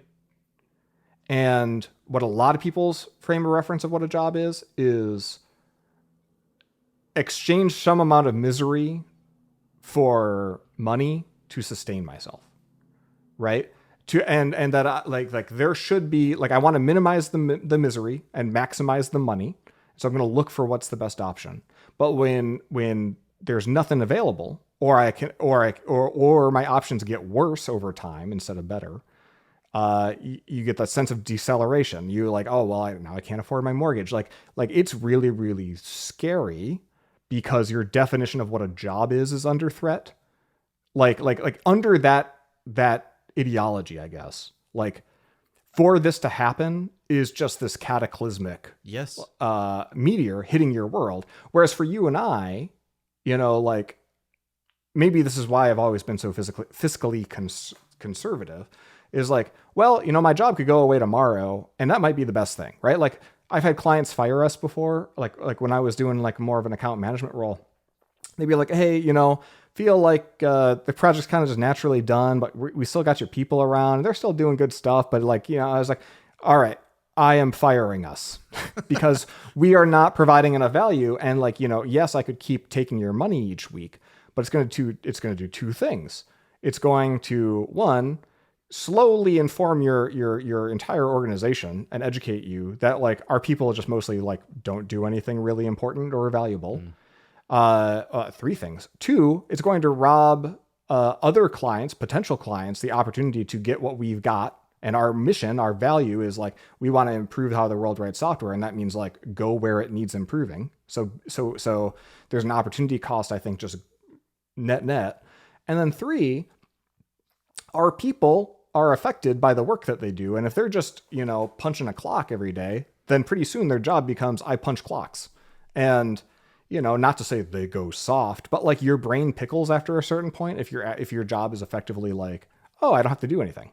I can show up and just do what I want to do. And so then you start to define the job, another Office Space reference, in terms of like how many staplers you got and like, the toys in your cubicle. And like, you kind of like have this totally different mindset that a job is a place I go to exchange misery for money, even if it started off as a thing that I do to create value for somebody. Mm-hmm. What's standing out to me, and a lot of what you said resonates, there's this like internal thing. I don't know if I'll get fired for sharing this, but you said this was a podcast that we were supposed to say things that we could get fired. So we have this thing in Testable where people can share their preferences on engagement duration and length, right? And you fill out a field in Notion and you can put, I'm the type of person that likes a 3-month engagement. I like a 9 to 12 month, or I like longer engagements. My overriding preference is for shorter engagements because I find myself most effective and happy as a software engineer when I can parachute in, maximize the impact early and find the most important thing to work on, and then leave the team in a better state and go on and do that for somebody else. So for somebody who really thrives in that environment like me, maybe that is why I'm embracing things ahead of the curve and doing this stuff. We have lots of people with the preference the complete other way. We have some folks that have been at their clients for 5+ years, I think, which is kind of even hard for me to think about. Like, I can't imagine that. But I chatted with someone recently and they shared that they had been at their client for like 2 or 3 years and they were just really comfortable. And my spidey sense goes off and I'm like, uh-oh, that sounds like a dangerous thing to me. Because when I get comfortable, that in my mind equates to complacency, and that's just not good for me. You won't be mad that I'm saying this. I've talked to more than one client that has had feedback about Dave seeming too comfortable. Yeah. Right. Like Dave in his comfortable state is a different person than Dave in his I'm here to parachute in and rock your world. Yeah. Yep. And it's so intense for you particularly. Yep. Right. Yep. That it's observable. Yes. Like people see it. And I'm more effective. So for me, the trick that's happened is like I tend to view myself with the mercenary mindset, which I think works well for consulting, but I'm like this, because we get paid to kill people. or slay code or whatever you want to say. Yeah. But just, the idea that I'm this special ops operator that can come in, get up to speed really quickly on your code base and your business domain, find out where the pain points are. And they're not just code related. There are a lot of human factors too. Understand the business holistically, and then make sense of the world and try to organize things, and then leave. And I don't have to stick around for the long term. So yeah, I've definitely felt that. But I wonder, if we do a disservice to ourselves when we refuse to push into the spot that is outside our comfort zone. For me, one of the reasons I left Testable originally in 2020 was because I felt like I only ever got these 3 to 7 to 9 month engagements, and I didn't know what it was like to own something end to end for the long term. I'm always just jumping into a client experience, sharing my knowledge, and then parachuting out. But I don't see the impact of that. What did this architectural decision have 5 years later that I advocated for when I was there for 3 months? So I left. I did 2 years at SurveyMonkey, 2 years at Pulley. Got a chance to experience. For me, that's a longer time horizon to experience what it's like to own these things end to end. All that to say, if our preference is, a short duration, a long duration, whatever, but we aren't pushing ourselves outside of our comfort zone to experience something that is unnatural, we do ourselves a disservice. AI and LLMs is no different. It's discomforting. It's uncomfortable for a lot of people. But if there's one thing I've found true in my career and just in life generally, pushing myself outside my comfort zone sucks in the moment. But 2 years down the road, I can reflect back and introspect and look at the growth that happened on the other side of the discomfort. I completely agree, and I feel like one reason why my voice has resonated with a lot of people over my career, my blogs and speaking and stuff, is because in my heart, I am more than just about anyone you've met, like extremely uncomfortable with pushing myself.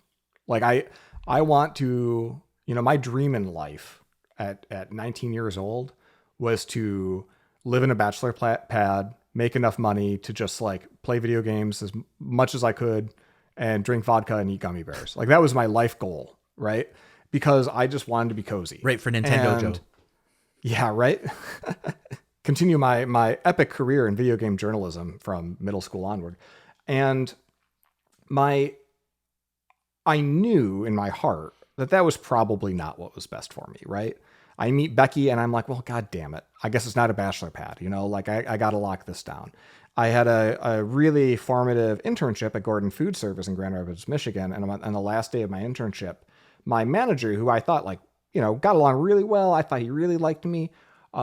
He's like, pretty formally, he's like, all right, pack up it's your last day, pack up. I'm going to walk you out of here.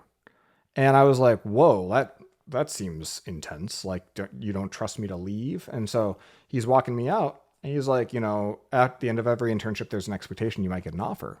He's like, just so you know, you're not getting an offer letter. Mm-hmm. I was like, Jesus. All right.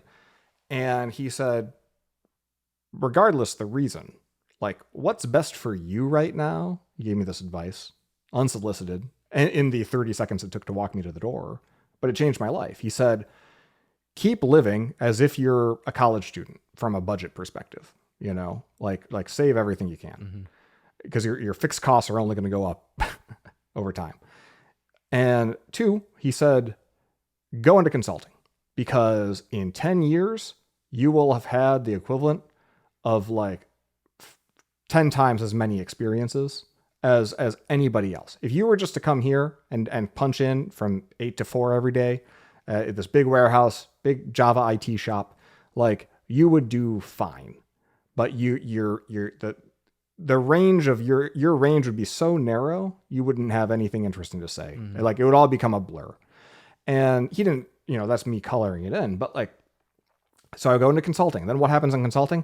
Every new goddamn project I come in, everything's on fire. Everything is terrible. Like everyone hates everyone. It's super political. I'm in meetings all the time. The meetings are uncomfortable. Oh, it's like the state of Ohio. And like for some reason, some Republican governor made it so that you can't have free coffee at state Ohio offices. So like the people have coffee clubs where they all like 6 random people get together and then like they have their own coffee maker and it's like, that's theirs. You can't use that coffee. And then you got like these like 15 surge protectors daisy chained together where the entire break room is just like 17 Mr. Coffees. Like it's moldy, it's old. Like the physical spaces of my first many clients were not comfortable.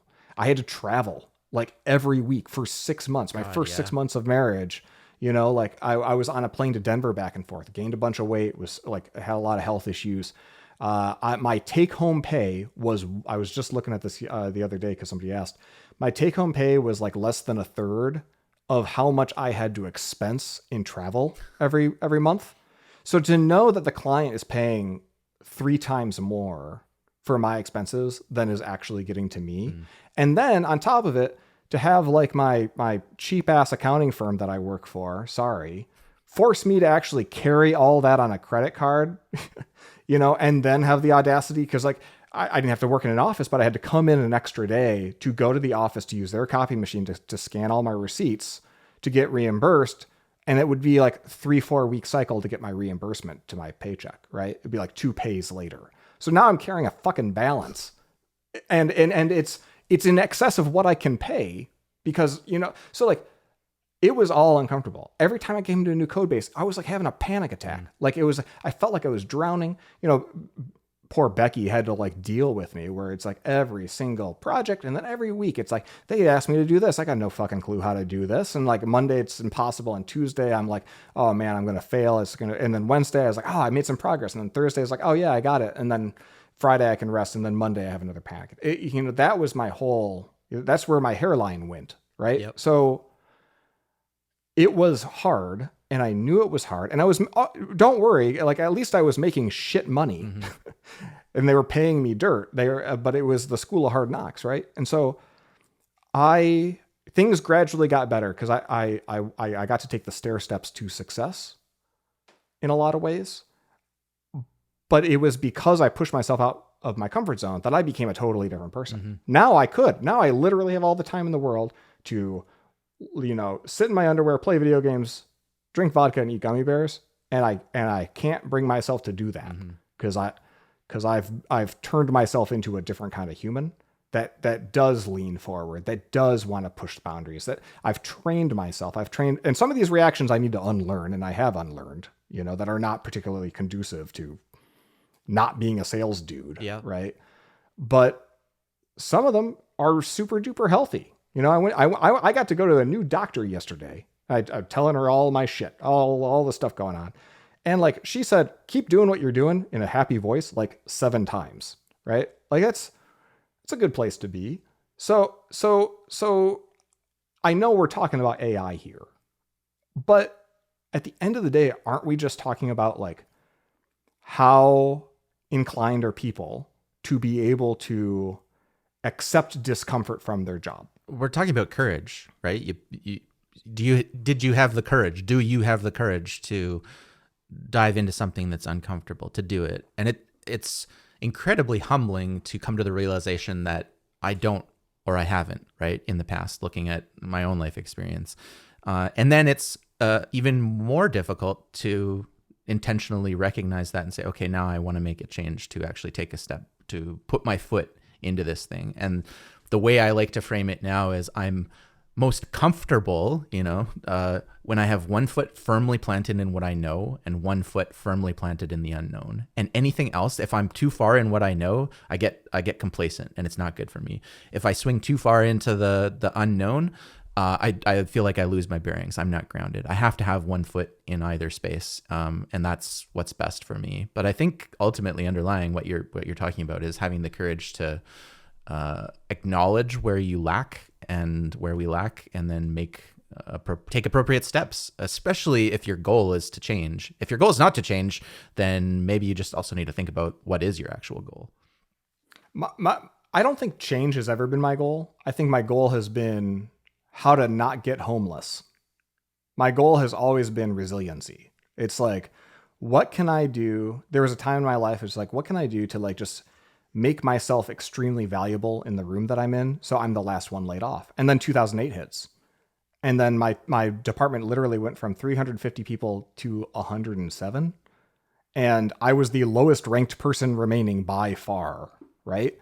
And they actually they did me a favor and they said, look, just how the numbers work in an accounting firm like this is that your pathway to make partner within 12 to 16 years of your career is gone. Like there's no bodies for you to climb over anymore in an up and out system. So like they invited me to succeed elsewhere without firing me. They were like really encouraging me to look around, and God bless them for it. But it's like, change isn't the goal. And I think if you tell people like, hey, you got to want change, they're like, I kind of want to just have my coffee. Right. So if somebody's like saying like, hey, I want to be at the same client for 5+ years. Right. I don't view that as a problem. And this is something I learned from, co-founder Todd, current CEO at Testable. He's like, there's nothing wrong about being at a client for 10, 20 years, 100 years. You never want to lose a client. There is something wrong with being at a client that long and just doing the same thing over and over again, solving the same problem. So it's only okay as long as the client has new problems for us to solve. And the nice thing about software is it's like a new problem generation machine. Even more so with AI now. There's the class of new problems that are emerging is just like an exponential multiplier. And getting that, something has to be driving you though. Like in my case, it was literally irrational fears of being destitute, right? After a certain point, that became absurdly unlikely, right? And even now I find myself like, oh, I can make friends with this person and gain social capital with somebody. In case there's a zombie apocalypse, this person's going to be really good to know. You know, that's just how my brain is wired, is this very fear-based reaction. I've just learned to leverage it. Everyone's driven by something. And maybe you're just the kind of person who's like, oh, work doesn't define me. I want to clock in, clock out. I'm really all about, this hobby or family or some other religion, some other thing in your life gives you purpose, and work's not that for you. Like maybe there's a way to channel that energy from some other part of your life to gin up enough, drive to lean forward a little bit. Yeah. Or maybe you just got to take a first step and you'll find that it becomes a perpetual motion thing. Like your comment about your new comfortable set point is 1 foot in, 1 foot out. Yep. Yeah. Cause then I'm not losing my grounding in my foundation, my years of experience, what I think good looks like, my judgment, my taste, but I'm also not, cutting myself off from the potential to learn something new and to grow in a new area. There was one other thought that I had when you were sharing. I'm just we'll see if the train comes back around to the station. Sometimes it leaves and then it never comes back. I don't know if you find this when you get older. Oh yeah. But I think we're talking about like change and willingness to change. There's also just like dealing with anxiety and underlying dread, existential dread, I think was the phrase you used at one point. That's part of it too. Oh, I remember. It was this idea of my identity, right? Like, is my identity so tightly wrapped up in what I do that I've put all my identifiable eggs in the basket of, well, Dave's good because he knows about browsers and this specific JavaScript framework, and he knows how to test drive in this specific language, and he knows how to analyze code in these frameworks. And it's like, if I put all of my identity markers, maybe they are there, and I build this picture of myself, then of course, when I'm in a new environment and I'm trying to pattern match and be like, well, I don't know this language, I don't know this framework, I don't even know this business context or domain, then it's easy to feel discouraged and to have that sense of anxiety. So I think there's a certain amount of detachment that's necessary for healthy growth as well, so that we can move beyond being so wrapped up in this picture, this mental image that we have of ourselves as software engineers, that we just become constrained, or we become limited, unable to act. We get paralyzed by fear, analysis paralysis, all of that kind of stuff. But there's a certain amount of introspection required to undertake, and that is also not easy. I don't think a lot of people like to think about the way that they think. They don't like to think about the unhealthy ways that their well-worn neural pathways have been worn down in their brain, and the paths that they always walk, instead of trying to forge a new path, which is really difficult, especially as you're aging. There's a lot there, but that was just something that stood out in what you were saying. I think issues of identity actually go right to the heart of the issue. And because when I was writing this post, since I don't know how long it is, I had to edit it way down. I spent way too long writing it. I think I had, you ever write something and it's pretty long and you're like, I feel like I've used this turn of phrase or this term too many times. Yes. Like I wrote like as a result 18 fucking times in 12 paragraphs. Like that's too many as a result. So I'm going to spice it up. Semantic satiation. I learned that this is what this is. Yes. Thanks, ChatGPT. One phrase that I had to kind of like audit was job description, because I found, and I didn't make the connection you just did, that this is about identity. But like at Test Double and any time in my life, like I've always liked flat organizations without a lot of structure, because first of all, we understand the work and the world a lot less well than we think.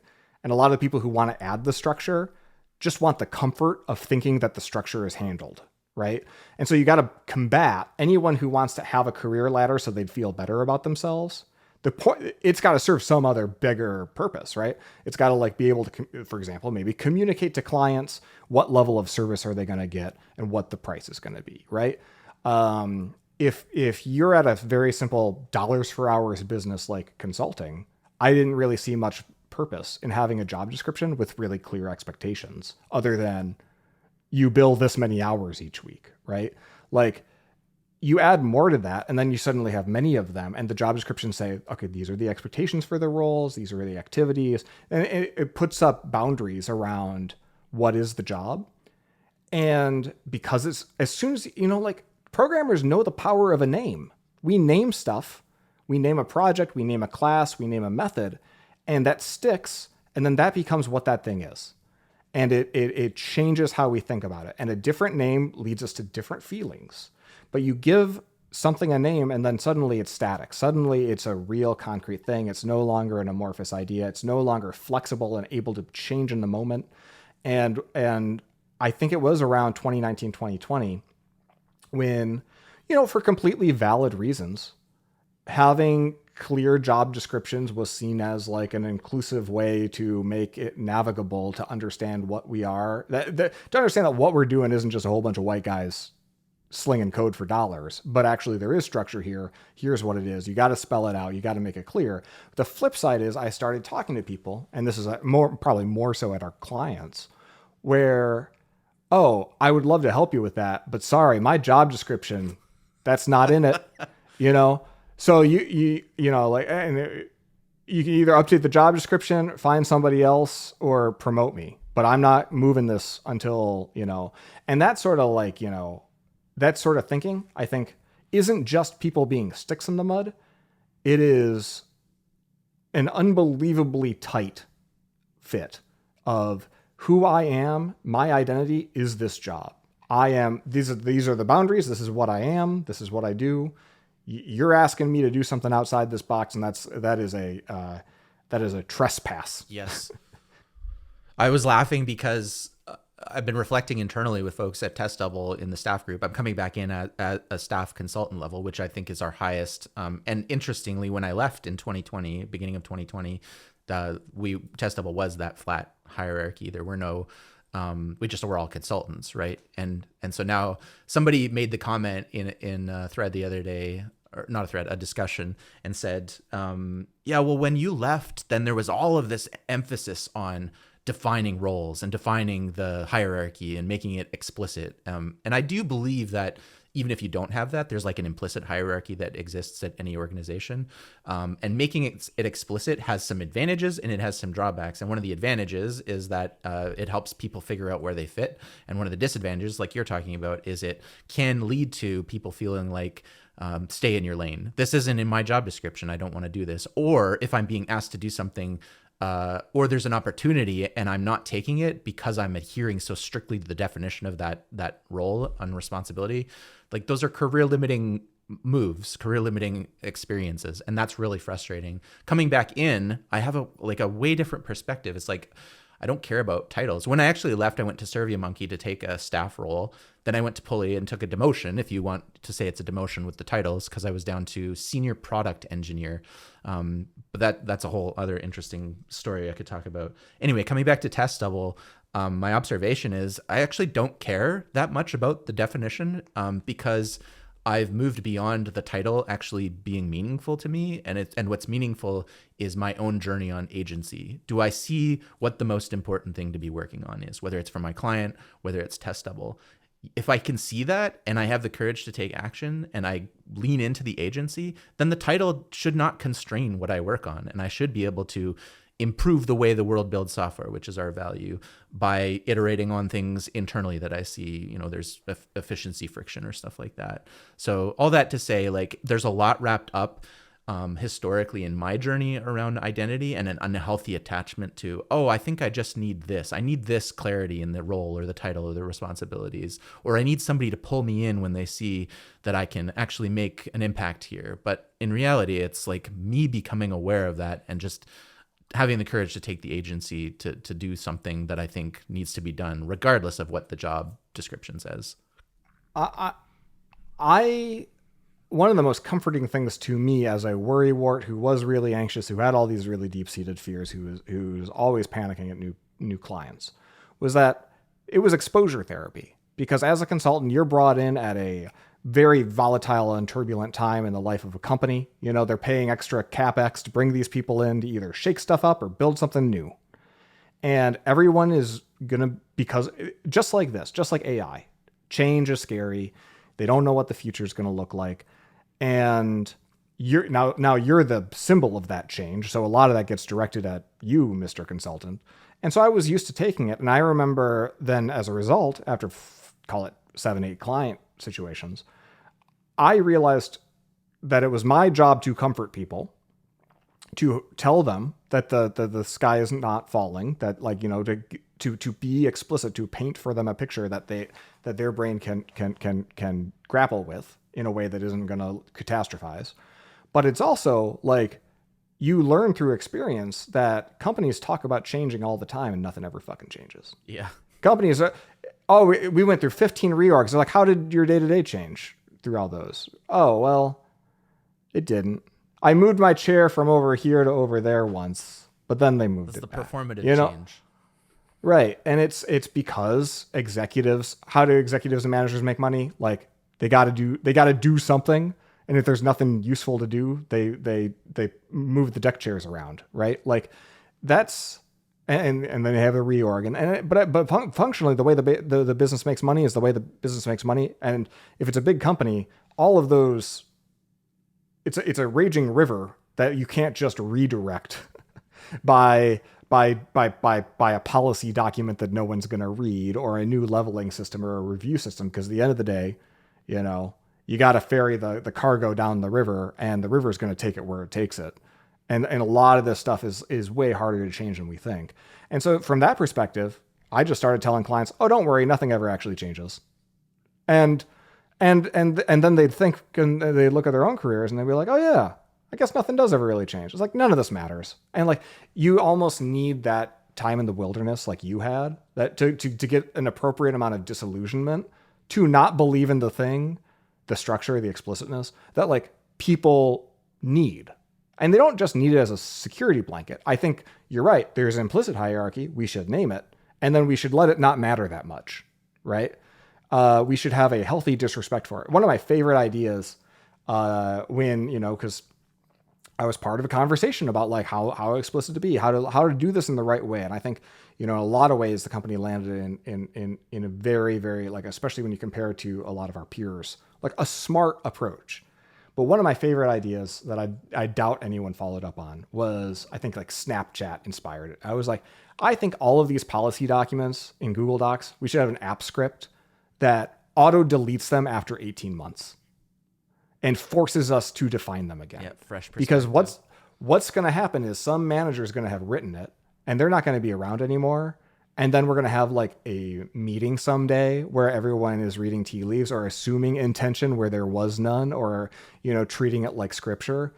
And that is where you get locked in organizationally, not just at the personal level, to this definition. It's like, oh, well, it's always been this way. And by always, I mean, you know, 1 minute longer than I was in the room. And so this is just where my mindset is. Yeah. I think I have seen you be the person that you're talking about in some Google Docs internally where it says deleted user. And I can tell it's your voice in the comment. And I'm thinking, is this leading us to a place where people are afraid to change this because these are still here, or things like that? So I like your idea, throwing out the, you had the similar idea with that gem you created, right? To do or die. It's like that has an expiration date, explodes in CI if your to do isn't addressed. We should just implement the to do or die gem for Google Docs and policy docs. So anyway, that's not about AI, but it's kind of about this sort of gut reaction. So I think we've covered that a lot, but I want to dig into, I think, two remaining things. Let's game it out. What would it take? So you and I have made these tools. Would you agree with this statement? I have accomplished things with, call it an agentic coding system, that I could absolutely not have done on my own in anywhere near the amount of time that it took me. Yes. Is that a true statement? Time is the key there. Yes. And I would say the same thing. And now that I have, you know, tasted the rainbow, I'm like, how do I get more of that? How do I dial it up even further? How far can this go? And the thing is, like, you know, as long as all these VCs and stuff are happy to subsidize just an absolutely gobsmacking amount of computational power, I'm paying $200 a month for Claude Max, whatever, right? So I can basically just run all the Claude code I want. It's almost all you can eat. And that's running like multiple workers in parallel, Yep. doing stuff all fucking day long. Like, I know that $200 a month, like I know my usage is costing them more money in inference costs for whatever AI is running. Like the bill is going to come due at some point. Yep. But everyone's in this race hoping that it's going to like get cheaper to run this stuff fast enough that $200 price point actually is the market sustainable one. And that now I've just captured the audience, right? So I'm in for the ride now. Like that's the game I'm playing. I know you're there. You've been there since Windsurf came out, or before then even. Mm-hmm. Let's say like someone's listening to this. They haven't hung up. It's like a phone call. They haven't slammed their phone against a wall or taken out their AirPod and thrown it in frustration. What would it take for us to be wrong and for the skeptics to be right? I think it would take an emerging plateau in two ways. One, the actual limitations of the technology. We hit a peak energy demands that just can't satisfy, and all of these services just start to become crippled under the weight of their own infrastructure. They can't support it. It hits critical mass, and users are getting timeouts and things. You started to see a little bit of this actually with Windsurf, and one of the reasons I stopped using it was because they were having quality issues and timeouts and things like that. So there's a plateau there. Also, the other plateau is just like maybe more anecdotal, but if I see long established leaders in the space, setting aside the logical fallacy about appeal to authority, but if I see these people stop engaging and stop being curious and stop exploring, then that's a signal that I think is worth paying attention to. Recent examples coming to mind are like Kent Beck and Martin Fowler, who've started sharing a little bit more about what they're exploring. You read their LinkedIn's, you just read Martin Fowler's blog and some of the leadership thought leading that's coming out of there. They're all experimenting. They're looking at this stuff and they're sharing what's working and what's not. But it's still in the affirmative. It's still like on the upward growth, hockey stick growth trajectory. So if there's a plateau in either of those, then one will be like a physical limitation. The hardware sucks and we hit that scaling limit. I'm skeptical that that's going to happen, but if those happen, then there'll have to be a change, and we'll have to maybe consider it a failed experiment. So I struggle with any time anyone asks me what would it take to be wrong, because I'm always right. Like that's it's my cross to bear, I guess. Well, now I'm talking about how to be right about being wrong. So yeah. Oh shit. Fuck. God damn it. I really think that there is so much utility with what we already have that it is, even if the not just diminishing returns, even if this is the last word on what these tools can do, all you got to really think is like the hooks idea for Claude Code. That is not an AI innovation. That is a CLI snippet. That was probably 15 lines of code. Agents are 15 lines of code. It's literally a REPL, but with a computer in the middle that can call functions, like an LLM. Like, this is not hard science. And because have we hit diminishing returns on LLMs? Yes. But we have only just started beginning building anything around that. It's like we had this just jet engine of propulsion taking us from GPT-2, which couldn't really do anything except for, spit out Nazi slurs eventually after every 2 sentences. They tamped that down, but then with modern versions of LLMs, like we got a huge boost overnight. So everyone's suddenly thinking, oh, we're going to have AGI. We're going to have, full sapient robots walking around and everything right away. It's like, no, that LLM boost was a sort of one-time gimme. That was the free square in the bingo card. Everything else now we got to start checking. It's like, all right, well, we got to have these tools and affordances for people to be able to get the most out of them. We've got to have these guardrails. We've got to have, these audits and self-checks. We haven't even introduced reinforcement learning, like is not even part of the story yet. Like right now, training is a one and done thing. We have this big training. It costs like, I don't know how many petawatts of energy to do a big training. And OpenAI does like, I don't know, call them 8 production releases a year of them. And each one costs a gazillion dollars. And that is when everything is cooked. And you can't, like, people love to do this. They're like, and I do this all the time too. It's like I yell at the agent or I yell at GPT. It's like, hey, you shouldn't do that. But like, it's stateless. It's not going to remember that. It's just like, that's just my own ego flaming out, because it's like how it would work if I'd hired somebody to do the thing. And right now, like, there are ways that we have tools that aren't fundamental foundational model training to provide feedback and do something with that. Right now, we're doing nothing with all that feedback. We're doing nothing with, maybe, yes, in ChatGPT, there's an up arrow, down arrow, and maybe that is getting fed into the beginning of the snake eating its tail for the next go around of training. Or maybe there's, tuning, which increasingly a lot of the research is like, tuning kind of doesn't work though. Yeah. It makes everything worse. The more tuning, the worse results. The context pollution idea. Yeah, right. Or model collapse. And a lot of people are looking at that as like, aha, I got it. But like, if you look at the most successful things that anyone's done with AI, it's like the Google DeepMind stuff, where they've like folded all the proteins after us thinking that we were going to just plug our PS3s up to the internet and all have folding at home do it, right? And that's like, yes, that solved 350. Well, the next fucking 72 million were done by Google in like an afternoon, right? Like the AlphaGo, playing chess. These things are all almost like discrete problems that can be solved through reinforcement learning. That, you shared with me the recent post or talk by John Carmack, and he's like literally trying to train a computer to play Atari with a servo and a camera, and the things that he's learning along the way. Like, that's possible because Atari games have scores. Yep. Right?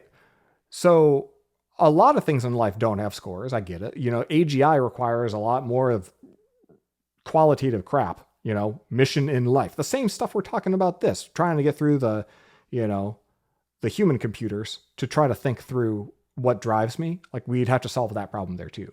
But like, when it comes to software, there's a lot that we could do to have a reinforcement learning loop. Like, at the end of every Claude code session, it could keep track of how many times did I one-shot succeed at writing tests? How many times did I experience non-zero exit codes from shell commands? Like, yeah. And then maybe that goes, in the early days, maybe that goes into a SQLite database, that's compacted or some kind of index that like it uses to search so that it can locally modify itself to basically reinforce to just your needs. Or maybe that's a package that gets uploaded as analytics later and then becomes part of the training data for the next cycle, for the next model. Like, we're not even thinking about that yet. So it's like, what would it take for us to be wrong? It's like, basically, like you're saying, like, we run out of energy, these companies go bust, no one fills in the gap. But like, the whole economy is basically betting on this thing to win. And, like, what would I do if I was like an analyst at JPMC or Nationwide Insurance or something? Like, those buildings are going to be fucking empty, And this is kind of like the next question I wrote down here in my 3 minutes of thinking about this conversation before I sat down. Play it forward for me. Where will we be in 2 or 3 years? Like, what you do as an individual about AI and coding and using these tools, or refusing to use, and put your foot down and I'm going to, like, block the gears of progress because this is unethical. It's stealing other people's code or whatever. Or you use it, you get on board, you start to try to provide value outside of just code generation. Regardless of that, I think we can all agree, like, the world is going to look very different a few years from now when normies catch up and start having these sort of aha moments that you've had, that I've had. I'm glad you focused it on the normies. I had a conversation with a non-technical friend who's a photographer, and I just opened the conversation with, have you been trying out any of the AI tools? And she said, what do you mean? And I kind of described like what was there. She's like, oh no, I haven't heard about that at all. And so it just stood in such stark contrast to like the space that I inhabit, which is the bleeding edge of all of this stuff in software. And your point is well taken. What is life going to look like when the normies and the rest of society gets on board? I have thought a lot about this. I think jobs will decrease in the short term, but they will increase in the long term. I definitely have a positive view of the impact of this because I don't know, I'm looking back at like things like the Industrial Revolution. Yes, like manual labor, certain classes of it was eliminated with automation in machine factories, but humans adapted and in arguably better off environmentally from a pollution standpoint, better use of time. That's one thought. I think the future looks more like the positive side of the impacts of the Industrial Revolution than the negative sides when it comes to AI.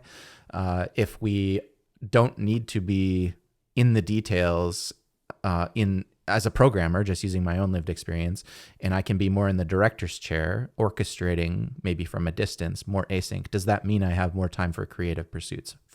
I'm a musician, things like recording, like art, things like that. There's been such a de-emphasis on the importance of the arts in music in society in general, and I think it's because there's been this perpetual drive towards profit if you're taking the capitalist viewpoint, and there's just no space for that. It's been devalued. So I'm hopeful that the space created by this, in the short term, some pain, in the long term, the space created will make more opportunities for that. But again, I'm more on the optimistic side, and I think it could just as easily go the other way, and there's just a new level of productivity that is demanded of people who are leveraging these tools. And there's an inner and out. There's a very clear dividing line between whether you're capable of using this stuff and have invested the time and skills, and whether you're not, and you're going to be left by the wayside. But I like to think more in the affirmative and the positive side. I love that for you. It might only work for me too. I hate that phrase, but I look, Kinsey, when he was like coming up with a lot of great macroeconomic ideas, was like, look, productivity keeps going up like this, and we're going to have 20-hour work weeks. People aren't going to need to work anymore. He turned out to be wrong.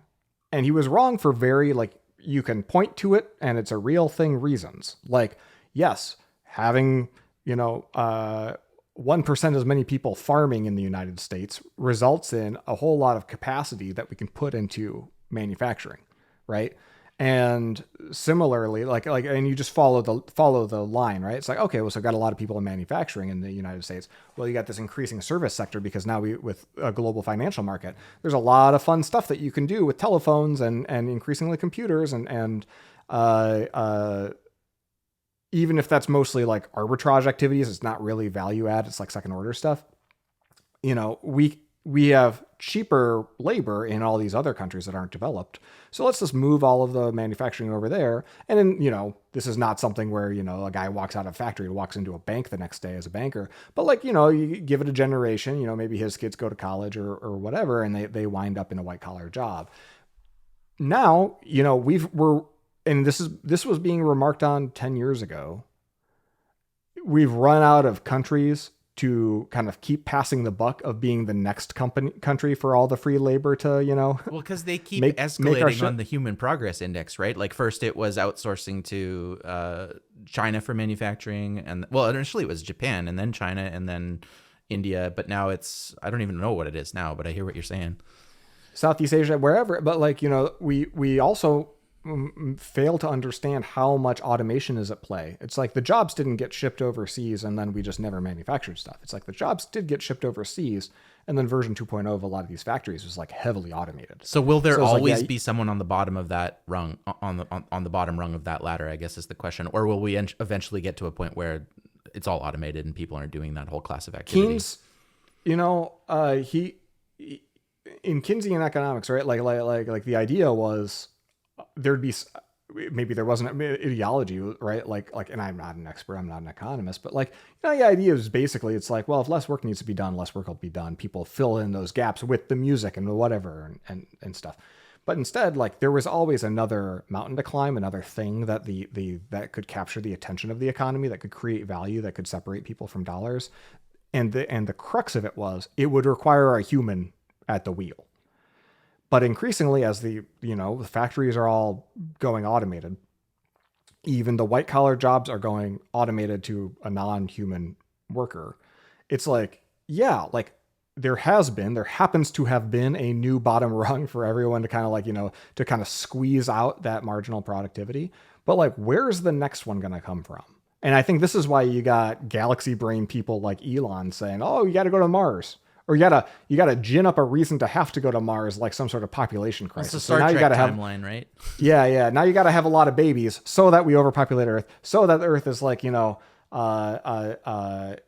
needs to find a way to get off the planet and become a multi-planet species. And so you're like, and so therefore I gotta support Catholic fundamentalist candidates like J.D. Vance. Like, that's like literally how many steps away people like that are, who are trying to think about like, how do you solve economy after all this goes away? But like, again, focusing on like just like what's in our in our worldview, I think we're running out of bullshit jobs to hand people because we've gotten really good at automating robotics and now artificial, computer people into doing a lot of the bullshit work for us. And I think fundamentally, when you talk about identity, a lot of people's identity is shaky right now at their job because they know it's a bullshit job. They know that their job is, well, I only get paid because I'm an assistant to an accountant, and the accountant only gets paid because he basically adds up numbers for his clients. And the clients, only need that service because the IRS is like, oh, well, you fire everyone at the IRS, I guess we don't need accountants. It goes away after a certain point where fundamentally it's like, if my job could be automated away, I should feel under threat. And in the past, they're always, well, like maybe I'll go to college. There's something else to strive for. And I think you're seeing with youth unemployment being really high. I just graduated from a 4-year degree, and like what you told me was going to be a really successful STEM major, and now there's no jobs there. Where am I supposed to go? And it's like, oh, well, you can get a PhD. And like, what does that do except buy you some time and put you further in debt? Like, there's not another rung up there. And it could be that we just lack the imagination. It could be that, maybe we'll have AGI and it'll be like the Matrix, and you could like, sell your body to become a battery for the AI. Like, I don't know. Like, but like none of these options look like people having single family homes in the suburbs with 2 cars and we're not going back to the 60s. A nuclear family. Yeah. Like this is civilization changing and altering. I think a couple thoughts. My oldest just graduated. He just turned 18 in February, and he's going to go do post-secondary in the combination of things that may not have a future, but he's doing a double degree in physics, so that education degree, so he can be a physics or science teacher, and music education because he wants to be a music teacher because he really enjoys music. He does saxophone. And I was chatting with him and just asked, why did you pick those two? He's like, well, if the music thing doesn't work out, which maybe is not likely, then having the physics degree to fall back on might be good. Just prudent thinking. He finished his schooling. There's been a ton of discourse about like youth unemployment and hard for them to find jobs. He's working 2 jobs. He got a job at the gas station in town here and at the local hardware store. And he's way ahead of where I was as a kid. And I'm trying to think like, I can't just like over index on my experience and his experience, because I think what you're saying is true. And a lot of folks, a lot of the discourse I'm reading online is sharing similar sentiments. Like, young people, they can't afford housing. There's an affordability crisis. All of these things, like life is just too expensive. The amount of the percentage of their income going towards paying for just cost of living is way too high, so that they can't even save for a down payment on a house and things like that. But I think there are opportunities. They just might look different. I don't know. I'm at the risk of over-indexing on just my experience, because I don't want to like diminish anyone else's pain or experience. But I think there will always be opportunities, and maybe that's the point I'm trying to make, is that there's a lot of uncertainty. We don't know what it looks like. The trajectory seems like it's going towards a place where a whole class of economies and jobs are going to be wiped out with automation, whether digital or robotics or whatever. But I still feel like there's going to be opportunities that will emerge, and new roles and new jobs will be created. Yeah, I don't know. I'm gonna cut you off because look. One of the things I think people really struggle with is you see the news. Yes. And the news is either about aggregate population level problems or about extremes of individual stories. Which side of the population problem, though? Are you, because I've seen both stories where it's like the increase in the unsustainability and then like the drop off in countries like Korea and Japan, where they're just... I'm not talking about population levels. I'm just saying like aggregate, like in statistics, right? Like okay. This is like for example, youth unemployment is at 6%. That is an aggregate statistic, and it can be true. It could be 30%. It could be 95%. Well, that still means like 5% of 7 billion fucking people. There is a lot of opportunity there. Is it competitive? Yes. But like, if you are sufficiently scrappy and hungry and a critical thinker, like how to get, if you're somebody who's like really, really, really dialed in and really, really driven, can you be successful? Yes is probably always going to be the answer to that question. The problem is, it seems to me like a low percentage of people are sufficiently scrappy to meet the moment that we're in. And some of the people who I've seen be scrappy in past cycles, or maybe they just had a couple more years to kind of like, acclimate to the change that we're experiencing. And this is moving too fast for their sensory system. I don't know. But like, I think a certain amount of scrappiness here. That's why I suggested a lot of organizations should tear it all down and blow up their org chart and start over. Would be better for them than trying to incrementally get to where they need to be 3 years from now. So separate the aggregate from the individual. And because I do that, when I read the news, I'm like, oh yeah, the world's going to hell. I'll find my place. Yeah. Like it doesn't bother me. I'm confident that there's going to be if you do the research and you get out of Dodge quickly, and whatever the case is, right? Like you hedge your bets and you're thoughtful about it, you'll probably be fine. So is it it's all about risk. Yeah. Is it that your personal scrappiness offsets the terribleness that the future, portends? Is that kind of where you're going with it? I just think like there are so many things in life where if you worry about something happening, it'll almost never come true. And why didn't it come true? It's because you bothered to worry about it. And because you were worrying about it, you did things to prevent it from happening to you. If you stick your head in the sand and ignore something for a really long time, and then you get bushwhacked, like, no one should be surprised by that. But it's probably a lot more shocking because it came out of nowhere, right? So as a person who worries a lot and thinks a lot about like what's every possible way that this could go wrong is how my brain works all the time.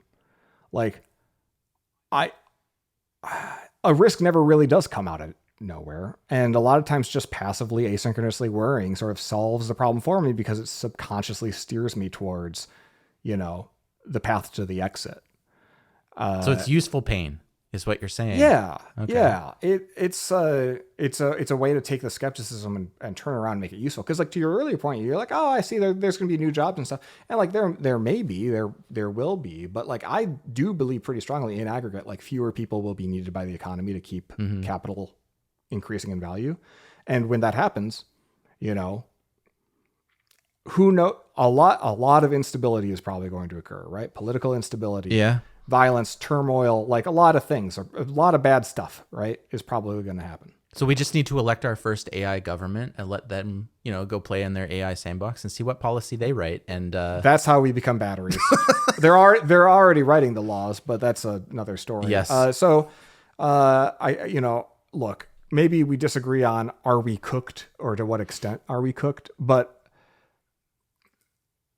we danced around this issue, this entire conversation. I want to really put the nail on the head. I'm a developer and I am uncomfortable with all this AI fluff. I think it's bullshit. I think that like I can code faster or better than it. I think that it is just absolute nonsense and hogwash that I'm being told I have to do this, right? I think it's unethical. I think that like, everything's going to go back to the way it was 6 months, a year from now. I think I can say things, in Slack maybe, or in social media that's like very, very black and white. Like I will never use this thing. And then I'll win brownie points from the people who like are on my team and agree with me. All of that. That's where that's me, right? Hypothetically.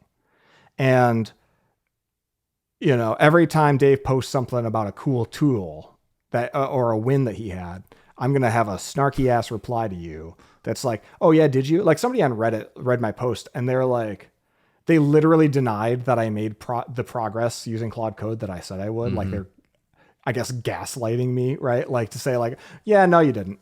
That's just not true. Cause like their brain wouldn't let them believe it is how, of course, my cynical story in my head. But like, if that's where I'm coming from, and there's a lot of people like that, they all use Mastodon. Some use Blue Sky. But look, I hate all of these platforms equally. That's why I syndicate to all of them, and read none of them. But I'm curious. We got to find the hotfix. What's the hotfix, Dave? I think it's a hot fix in our brains. It's choosing to engage in spite of the frustration and the uncertainty and the fear. And if I know one thing about my own personal journey, it's that if I let the fear override my thinking, then I will either just spin in ruminative cycles that are not helpful and productive, or go to a really dark place where I just want to withdraw and, go in a room for isolation for 3 weeks. So choosing to engage is the path that I think is best. It's the harder path. But there's growth on the other side of that if we can choose to engage. And what's the worst that's going to happen is another question I often ask myself. Like, maybe you're right and it's all terrible and it all falls apart and this is just a fad and it goes away. There's still learning to be had on the other side of it. And maybe, when we were talking about more the generalized learning from this, maybe it's something like, well, now I know how to think a little bit differently. Now I've had more reps rubber duck debugging because, I'm not doing extreme pair programming every day like I was before. And maybe I'm somebody earlier in my career who hasn't had the chance to do that.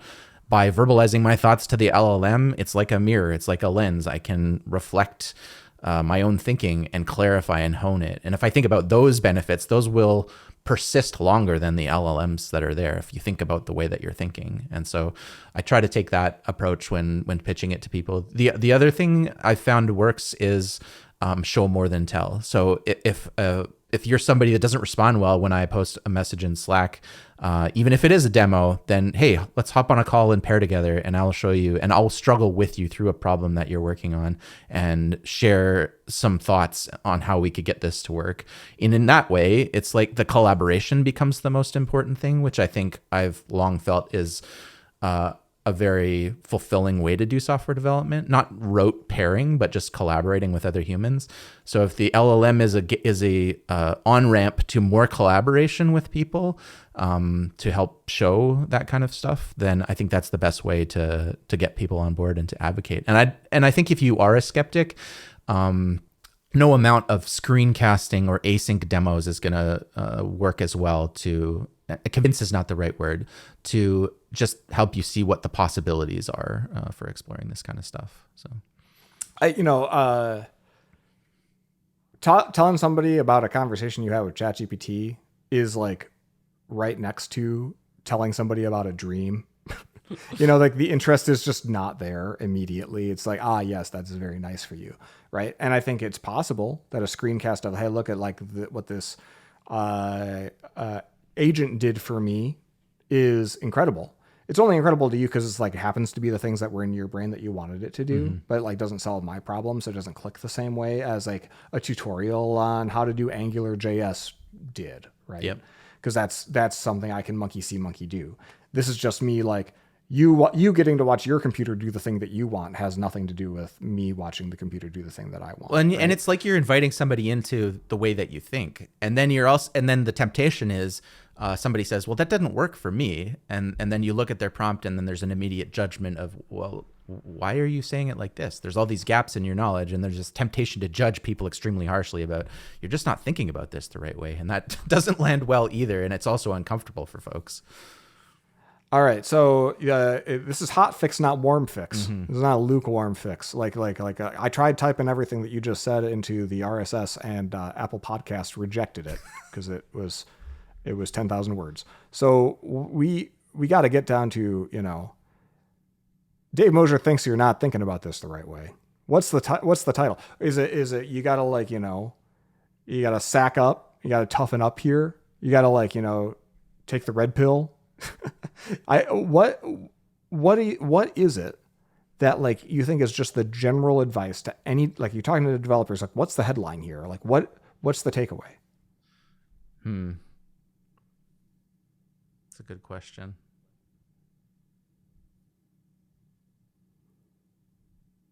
Embrace the discomfort. That's not very hot fixy though. I think that something that Corey Haynes did early in my career. I was watching him pair with somebody who didn't want to do something. He's like, no, the right way to do this is this. And Corey's looking at him and well, there's this other way to do it. And the guy's like, nope, this is the right way. We should just do it this way, save the time. And Corey says, can you do me a favor? Can we just give it a try? And it blew the guy's mind. Because saying no to that, now you're the asshole. No, we can't give it a try. Fuck trying. Fuck new things, right? I think you want people to give AI a try. And I think you want to do it in anger. Really, really use it, but don't just give up when it sucks right away, because it's going to suck right away because you suck right away. I think Dave Mosher thinks you suck at using AI is probably the hot fix. Yeah, I think in 6 months, there's probably going to be two types of consultants or developers: people who have invested and learned to amplify their judgment with the AI tools, and people interviewing for jobs at companies run by those people. You have to take the plunge. You have to, shit or get off the pot.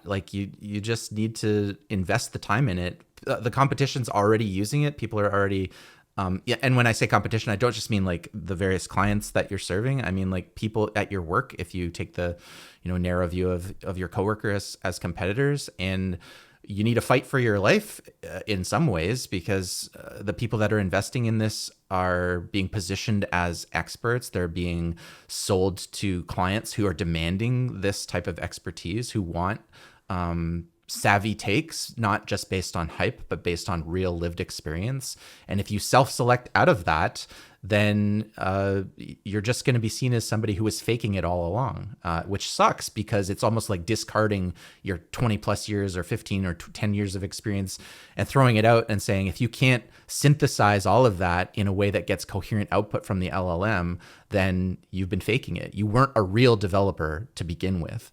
And that's a tough pill to swallow, but that is the discourse. And that is, I think, what a lot of the hype, you talked earlier about the leadership perception on this stuff. That's kind of what they're being sold. You have a whole bunch of people. You need to make decisions about how are you going to do that. Well, it's really easy to fire somebody if they're not leaning into this, and sort of making a moral or ethical judgment to refuse. So yeah, it's just jump in, just do it, because your job's on the line if you don't, I think, is probably the strongest I could say it, whether you like it or not, Well, I want to illustrate the THX guy getting blown out of his chair because in Canadian adjusted terms, you were just screaming at me for a little bit there. I think that's good. Parting thoughts. Let's wrap it up with one recommendation. If somebody's listening to this and they're like, you know what, I will give it a try. I will drink the Dave Kool-Aid and see what is on the other side. What's where should they go and what should they download and what should the first thing that they run be? So they should go to Simon Willison's blog, because he's been at the forefront of documenting not just like capabilities, but also his personal journey in how to get good I don't want results. that. I don't want somebody, people can read think pieces all day. I want like a tool. Give me an installable thing. I'm going to run this and it's going to blow my fucking mind if I use it for more than an hour. Yeah, Claude Code is the tool now. It used to be Windsurf. It used to be Cursor. It's Claude Code. That's where all of the mind share seems to be devoted now.